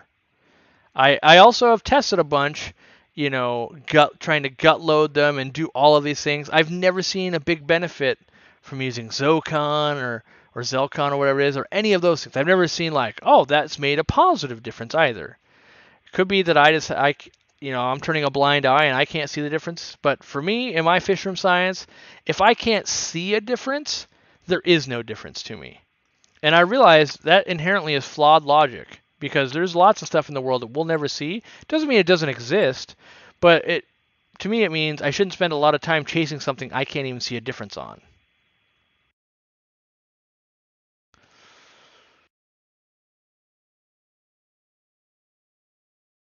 Let's see here. Thanks to the warehouse crew that skied into work to pack my order? Indeed. One person had these wicked, like, spiky things that went on his shoes. They were pretty cool, actually. He walked in because I don't think he lives that far away. 1,262 people in here. I feel like that's more than I've seen in a while. Yeah, part of it is I did it at a better time, and part of it is I like the smaller crews of people. So if I do it earlier in the day, chat's slower, it's more manageable, it's a little bit more enjoyable.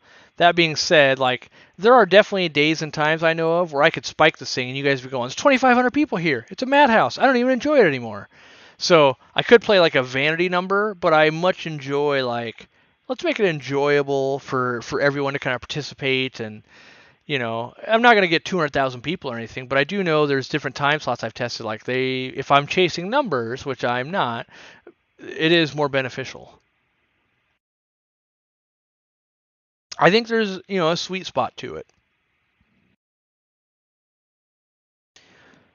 I have a Cardinia tank. Just recently, I've been noticing one shrimp dying per day.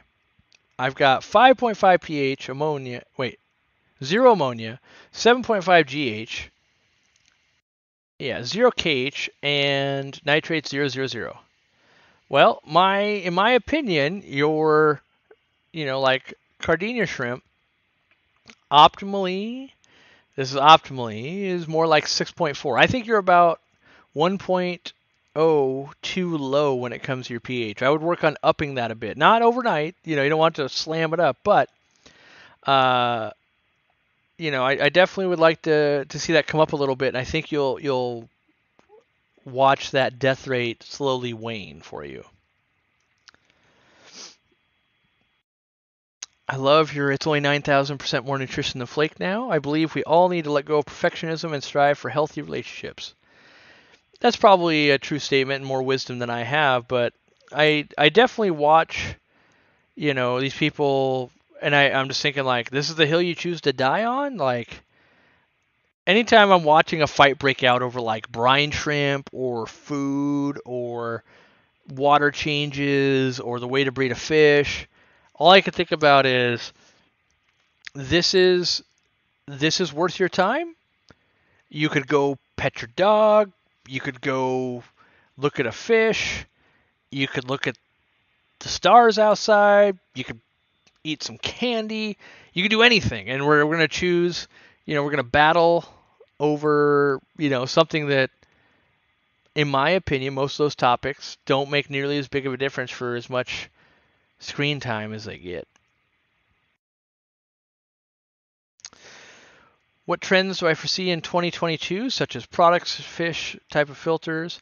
I think I answered that pretty much in the member show. I think that's, yeah. If you haven't checked that out, check that out. I think I basically covered that. Hey, Levi, how's it going? Welcome, Peggy. Do I have any experience with native fish? Not really. Like, I've got some rainbow shiners in the fish room, but actual natives in Washington I can't collect, so I don't have that experience really.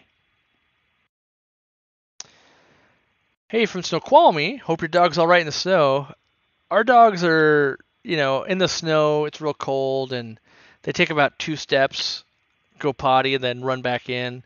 And when the snow is as tall as the dog, I've got some sympathy there for sure. We put out potty pads when it's really cold like this, so yeah. But every once in a while they get brave. Cold pumpkin pie only. Do I have any trips planned in 2022? Yes, officially we're going to Aquashella Orlando. Most likely we'll be going to other Aquashellas. We might go to the Triple Crown event. We might we basically have been adding them to a calendar and trying to Where do we want to fit in events we want to put on? Where do we fit in events we want to attend? What kind of grueling schedule do I want to put myself through? Is there any chance I could take a vacation next year for me and my wife? Yeah. What is a NERM? A NERM was a slip up, and I was trying to say normal and nerd, and it came out kind of normal. And I was trying to describe people that were in their everyday life, like maybe you went to the office or you went to school or you were out in public, and people would see like that's just a normal person. But at home, you are, a full fish nerd that has way too many aquariums, spends way too much time researching it, and basically you're a closet fish nerd. And so that made you a NERM. Because you've seen the people where you're like, oh yeah, I have no doubt they own 100 aquariums. And then you meet people that, like, you're shocked. You're like, wait, you own 100 aquariums? Like, you're a normal functioning human. I thought anyone that owned 100 aquariums was not that. So, what happened to or with the Aquariumcoop auto feeder? It was for sale and then it vanished. I don't believe anything's happened to it. It should be for sale right now, unless I'm out of the loop and someone in my team has taken it down. Let me take a quick look to confirm that I'm not crazy, because I was literally documenting a bug with that 10 minutes before I went live. So I want to confirm that I didn't break it. We'll go to fish food. Nope, second line of fish food right there. $24.99 for sale. Why do you never use CO2, Corey? So I wouldn't say that I never use it. I so rarely use it because it is available in all of our aquariums already. So why don't I use extra CO2? One, I don't like plants growing that fast. If plants grow a foot a week, I gotta trim all the time. If instead they go 3 inches a week, I only gotta trim once a month. So I prefer that. Jim Pizza and a live stream. Good Tuesday night. Indeed. Depends on the kind of pizza. Mary Beth says, I'm definitely the shocker NERM, or no one would suspect how nerdy I am. Yeah, there's like, I think, it's weird when you meet like doctors and lawyers, and especially at events, you'll see people that come up into the line, and like this happens to me, and I always kind of snicker and think about it later. Like a family will come up to you, right? And there might be like a kid or two and, two adults. And in your mind, you always approach someone first of like, hey, nice to meet you. And then like half the time though, you're like, oh, I didn't realize it was you that was the fan. I assumed someone else. And so, and that's me stereotyping for sure. But I have to make a judgment decision. Like there's 4 people coming at me, I should pick one to greet first.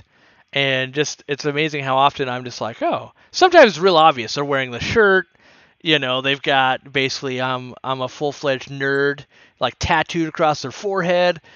Sometimes it's real apparent. They've got, like they're getting all the things, they're carrying fish, they're buying all the stuff at the convention. And then sometimes you have no idea. My membership animal isn't showing up by my name. Sure it is. You got the green puffer, Tori. Must be a bug on your end.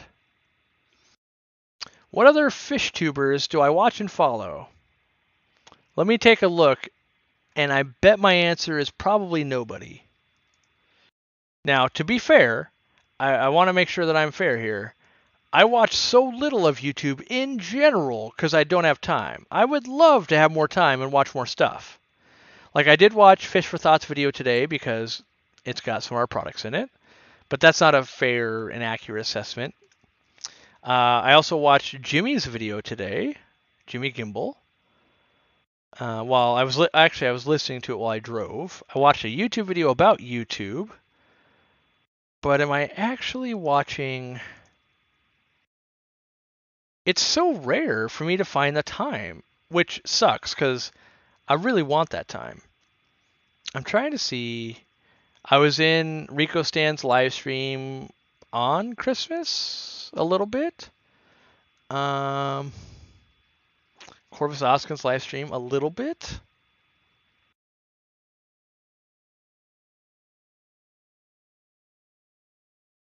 I think the last video I legitimately clicked on and watched was Katie Tropical's one that featured the battery that could run a fish room, because I also had the same battery. Now mine's broken. I actually documented that today. I need to contact the company and be like, does this thing suck or is it broken?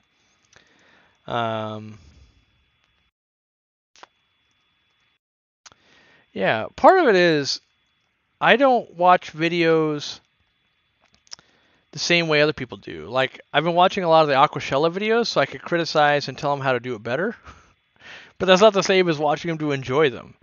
You know, like, for a minute there, they were putting out a video like every day, and I'm like, this is not the right strategy unless you have enough videos to sustain you until Aquashella. If not, you should be staggering this so that people have like 3 or 4 days to actually consume it before the next one's hitting them every day, right?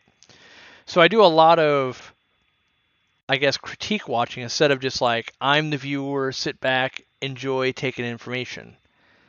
The last Serpa design video I watched was, I think it was his 1 million subscriber one, where I got to learn a lot more about him. Most times I'm much more interested on what's behind the scenes or the person than I am about necessarily the fish or whatever, because I do that all day long. So I'm more interested in, I guess, the personality, if that makes sense. And maybe that's the way it is for you guys too. I don't know. Yeah, I'm trying to think. I guess that's about as honest answer I can give. I'm really struggling here.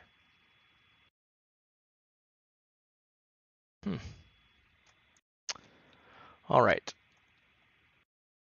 Off the beating path, options for tight schooling fish that would be safe with angels. I'd like to try something different than cardinals and rummy nose. Get yourself some emerald eye rasboras. Those things are awesome, they're cheap, and they school up really, really well. I just got an LA 45C pump, make a PVC loop. Can I make three 3-foot stubs from the loop for air lines? Let me digest that. Making a PVC loop, can I make three 3-foot stubs from the loop for airlines? Are you talking about maybe dropping down? Yeah, essentially yes. The more pipe you have, and if it's got a way to kind of continue around, you'll maintain the most equal pressure. If you don't have a loop, if you go way too long and put way too many bends, sometimes you can run into some pressure issues. That being said, it's kind of that brine shrimp thing, right? Where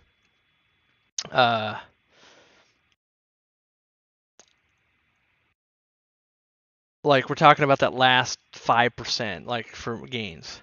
I can see a video I actually watched. Fishkeeper makes 45K per year breeding fish from Fish for Thought. I want to see his take because I had seen that video come around, and when I looked at this guy's setup, I myself thought it was complete BS. Because the amount of fish you have to move to make $45,000 from a fish room is a lot. So the fact that this guy is pulling it off like in his, like, I don't know if it's apartment or whatever it is, but I find it hard to believe. Not impossible, but you'd have to have a lot going on for a store to be taking fish young enough with that few of tanks. So and to be fair, I only watched like 70%. Sorry about that, Fish for That. I probably had something come up, but that is the last actual video where I clicked in and I wanted to see, because I wanted to see Chris's take on it, as opposed to just the Miami Vice piece or something.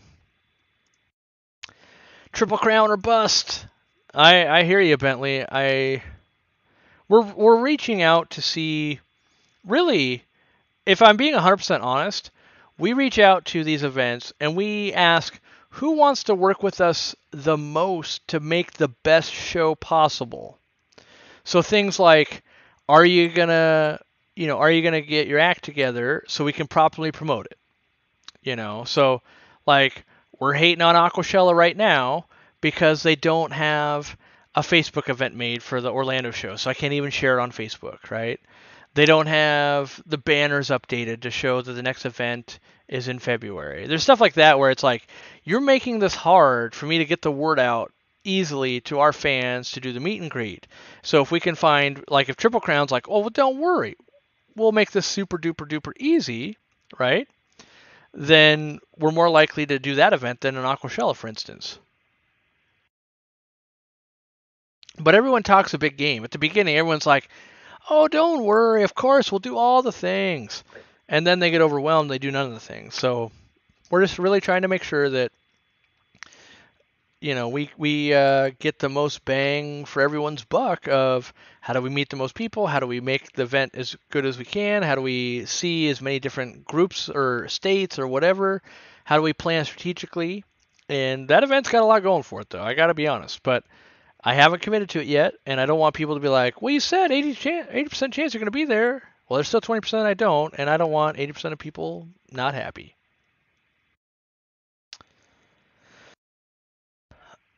Let's see here. I'm going to save that question from Alexander because I like it.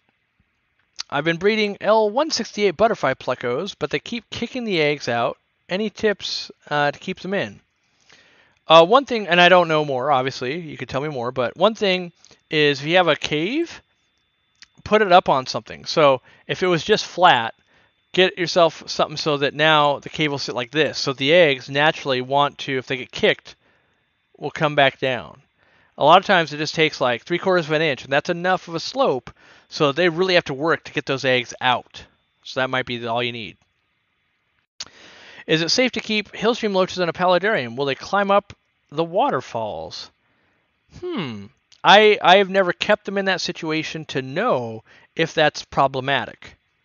I doubt it. That being said, you never know until you see it firsthand. Another great fish for a paludarium, though, look into the splash tetra. They're super cool when we had them in the store. They're a fish that they lay their eggs up on a leaf out of the water. So they jump up, deposit the eggs, and they fertilize them that way. And then I think it's the male sits there and keeps splashing water onto the eggs to keep them from drying out. And it's a pretty cool interaction. Any recent personal or business epiphanies? I feel like so many.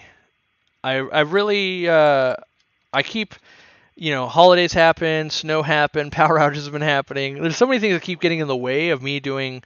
So for those of you who don't know, I have a personal channel, the Corey McElroy channel, where I talk about business and stuff like that. And I keep basically taking screenshots of stuff I want to talk about and like unpack and really digest more. Some of them are things like TikTok.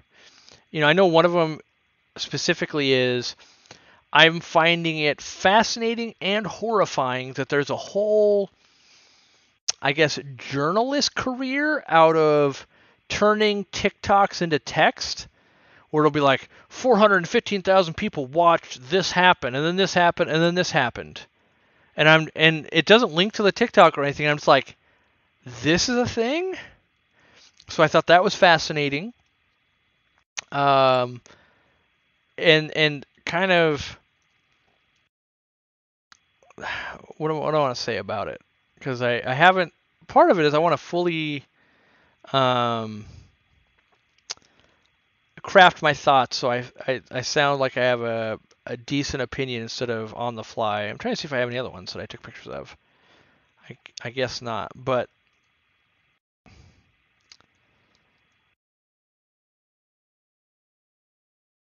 yeah. Anyway, I'm saddened that in my lifetime I've gone from feeling like I could read a story about something and glean some insight and some information to knowing that 90% of the time, any headline I read, when you read the article, you'll know it's just clickbait. And I think that's changing society into naturally distrust everything from the get-go, right?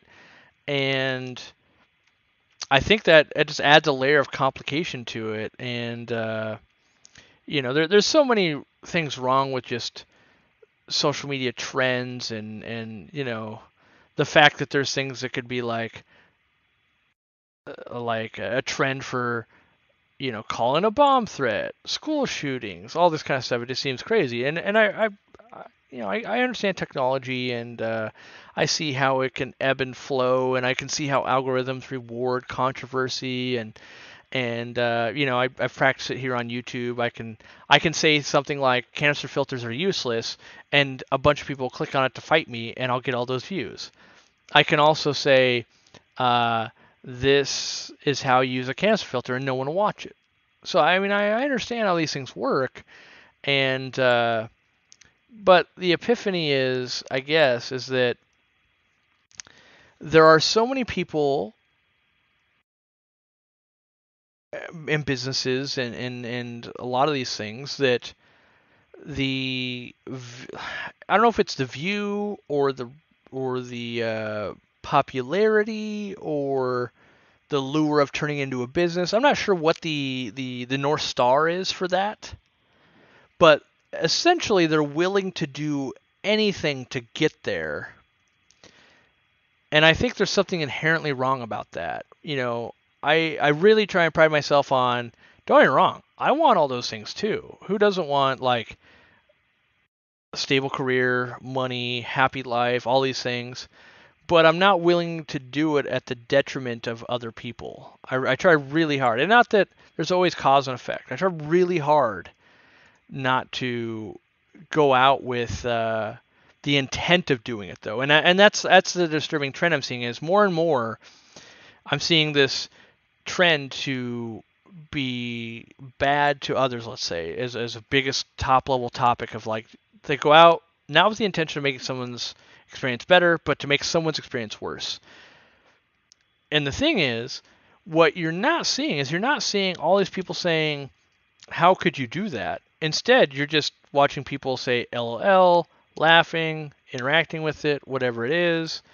And so I just, but I do think it's interesting and it's some stuff I want to talk about. I think it's just, you know, I don't know. I don't know what to say other than a lot of reflecting on who do we want to be as humans? Who is it that's actually our customers? Do we want, does it there? And part of it is I see these examples, and even in the aquarium industry, but I don't want to talk bad about them. But I would love to show the results. Like they put out basically a short about aquariums, 4 million views. But then they put out a video that's 3 minutes long, 2,000 views, right? And what I want to kind of correlate or try and show is that there is a big difference between getting tons of views and like genuine watch time. And I think that's a thing that my grandma and my wife and people in my family don't understand, and the general public and businesses don't understand, is that you can get 4 million views and they watch 10 seconds, and I did the math, right? Or you can get like 40,000 views where we watch 10 minutes. And I know in business it matters. Getting those 10 minutes are so much more beneficial than the 10 seconds, even at 4 million. But a marketing department, a Facebook algorithm, all of these things will do everything in their mind to sway you differently. That's why, like the Facebook algorithm, when you're doing paid advertising, it counts a view if someone watched 3 seconds. Do you know how long it takes to scroll like a phone? About 3 seconds. So you're not even watching it. You're just literally going, what is this crap? But that counts as a paid view. So, there is a struggle. There's a struggle between we're only at 743,000 subscribers, and wouldn't I love to have my million play button? For sure. Aren't there ways I could game that? I literally thought about shooting a short today where I was like, I know I could game the system using some shorts, but I couldn't think of something I could cover in less than a minute that would have been meaningful, that would actually get like those viral views. And so I was like, no, I just don't want to do it. Like I just don't. Like I could think of a million ways to get a bunch of clicks doing stupid stuff, but I know long term for business that doesn't make money, that doesn't build credibility, all of those things. And there are outliers where someone builds up a bunch of following, whatever, and then changes what they do, and they can keep the fellowship and all that alive. And but that's not the norm. So yeah, but yeah, I do think it's a you know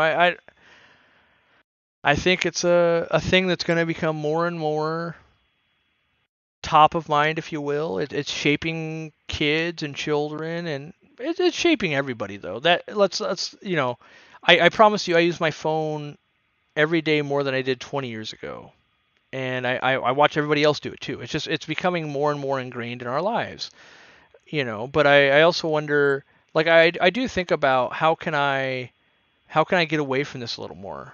I do think about that a lot. Um,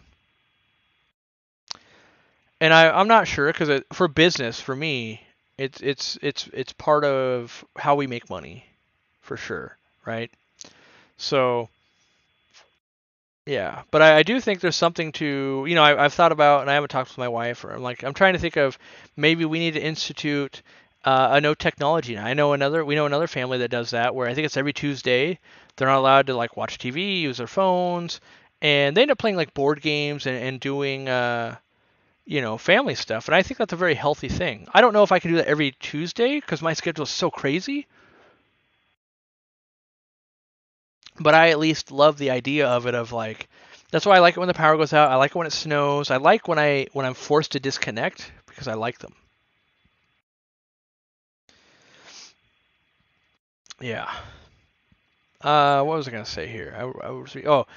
Papa Motto bought a VIP ticket for Aquashella Orlando 2022. Here's what I need to do. We need to find a way to show the influence that Aquarium Co-op has at Aquashella.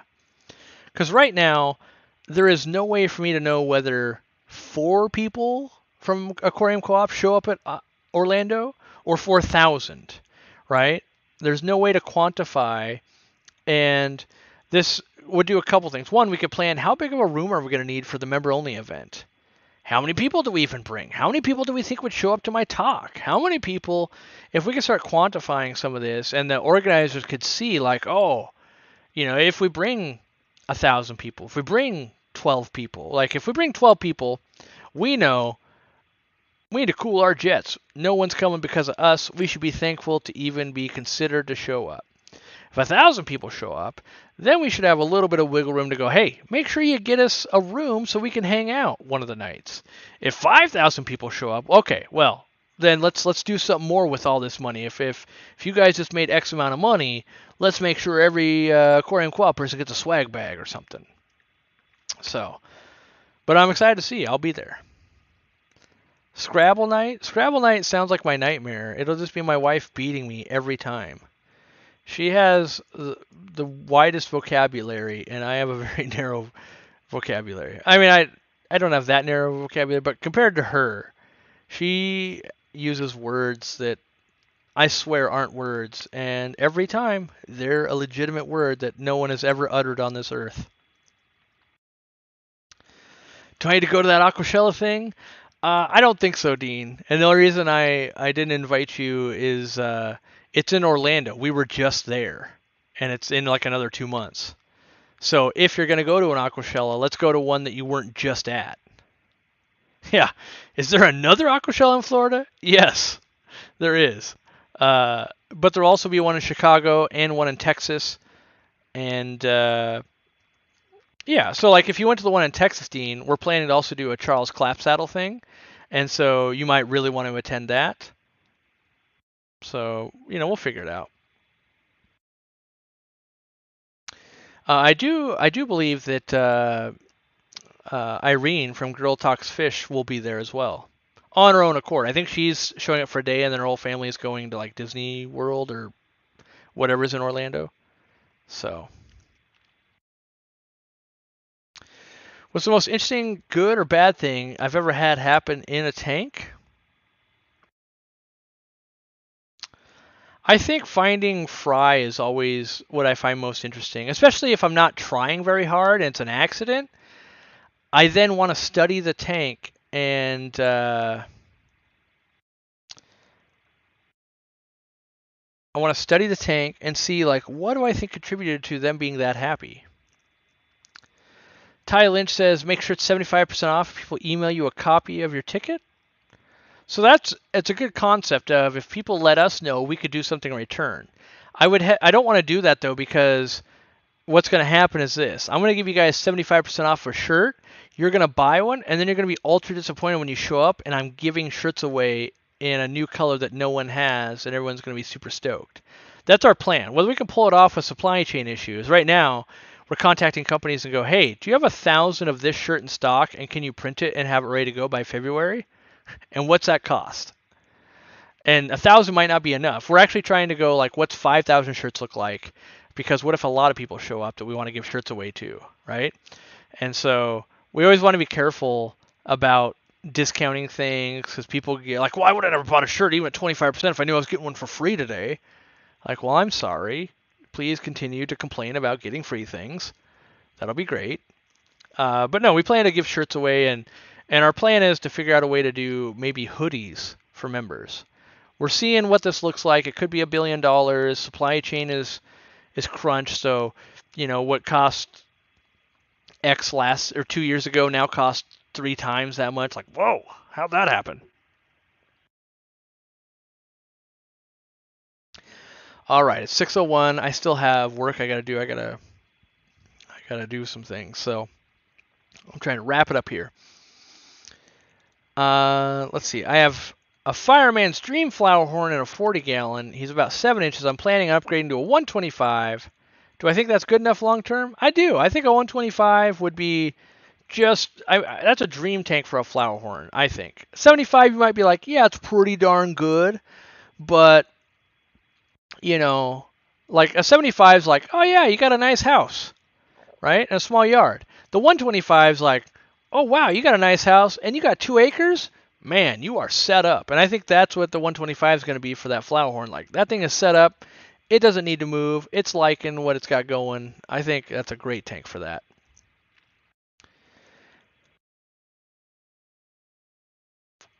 Let's see here. An exclusive Aquariumcoop hoodie might be the thing that makes me fly in from Iowa to Orlando. That's kind of what we're thinking.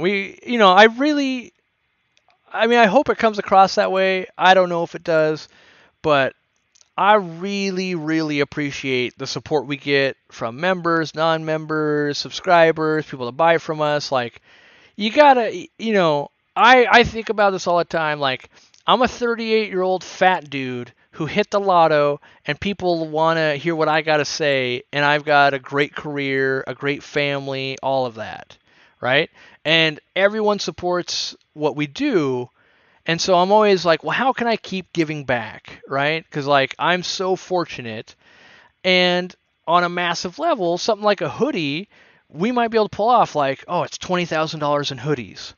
All right, but that's only like 4 months or 3 or 4 months of membership. Like we could pull that off probably, right? So that's what I try and do. I try my thought process is if I give it back, every time I give something back, usually it comes back twofold. Maybe not twofold, but like it comes back with some. And as I do that every time, things get better and better for as many people as I can put around me. So, we're looking at hoodies and they might cost, a pretty penny, but if you're a member, you're given $5 a month, and as long as you stick around for like a year, we're in the positive. Like we don't do the memberships aren't for us to make money. It's to build a community, to get educators on camera, to do these things. And so being that we're not going, did we make more money on this thing? We can make our decisions with, well, did membership grow? Are people enjoying it? These are the metrics that we judge it by. And that's what Zenzo does. I tell him, we're not here just to make the most money we can off that. It's good to make more money because we can have more money to do more things. But are people enjoying it?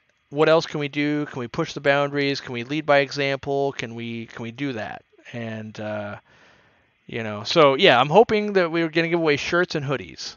That's the hope, and we'll see what we can pull off. I don't want to promise it because I don't want you to fly in from Iowa and then be like, "Where's my hoodie?"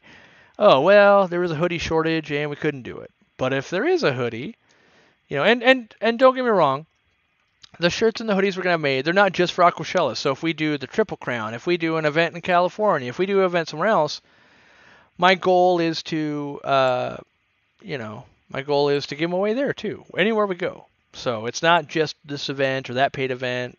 In a perfect world, I want it to be free to come to these events, but hey, we'll see what we can do. Locals only hoodie. You have to prove residency for purchase.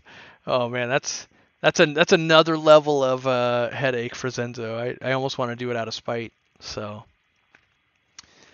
yeah, one of the limited red edition shirts. Well, that's the model we're going after, but I think we're gonna do a different color. I think we're gonna do green. But it purely depends. They could come back and be like, we only have 200 green shirts. That ain't gonna work.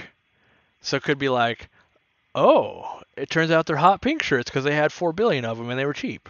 We're not gonna do puke brown or something, but we got to figure out what's in stock. Do they have the sizes? Do they have the quality we want? Do they have a price we can afford? Can they ship it to the event? Blah blah blah. It's funny how many times people see my co-op hoodie and say, "You know Corey?" Yeah, that's what the shirts and the hoodies are for. It's so that you can find other fish nerds out in the wild. That's really what they're for. Yes, 1 out of 1,000 probably goes like, "Oh, I don't know who they are," and then they're buying from us. But let's be real. It's mostly so you can identify other nerds in the wild of like, "Hey, you're a fish dork too. Cool. What do you keep?" That's the main goal. My 1-year-old daughter recognizes your voice. Hooking them in young. I don't know how many more years till they have their own aquarium, but that's when I strike. I go with the long con. That's my move. Hook them when they're 1, and then they get their first 10-gallon tank at the age of 10. Most people, they try to get them to buy within 24 hours of the advertisement. I go for 10 years. 10 years from now, everyone in this live stream, you're going to buy something from me. That's what I'm counting on. All right, the last one from There Goes Fame, and then I'm cutting it off because I got stuff I got to do. Thanks for everything, Corey. I spoiled myself and got a 3D printer. Ooh. Are there projects you wish you could solve by rapid prototyping or quick fixes? Not really, but I do think I would try and make a lot more things 3D printed. I'm trying, like for instance, and maybe it already exists because I don't peruse that. What is it, Thingiverse or something like that? I don't look at the plans because I don't have a 3D printer, but I would like to see a lot of different 3D printed things that'll hold like bamboo and mangroves inside of a tank.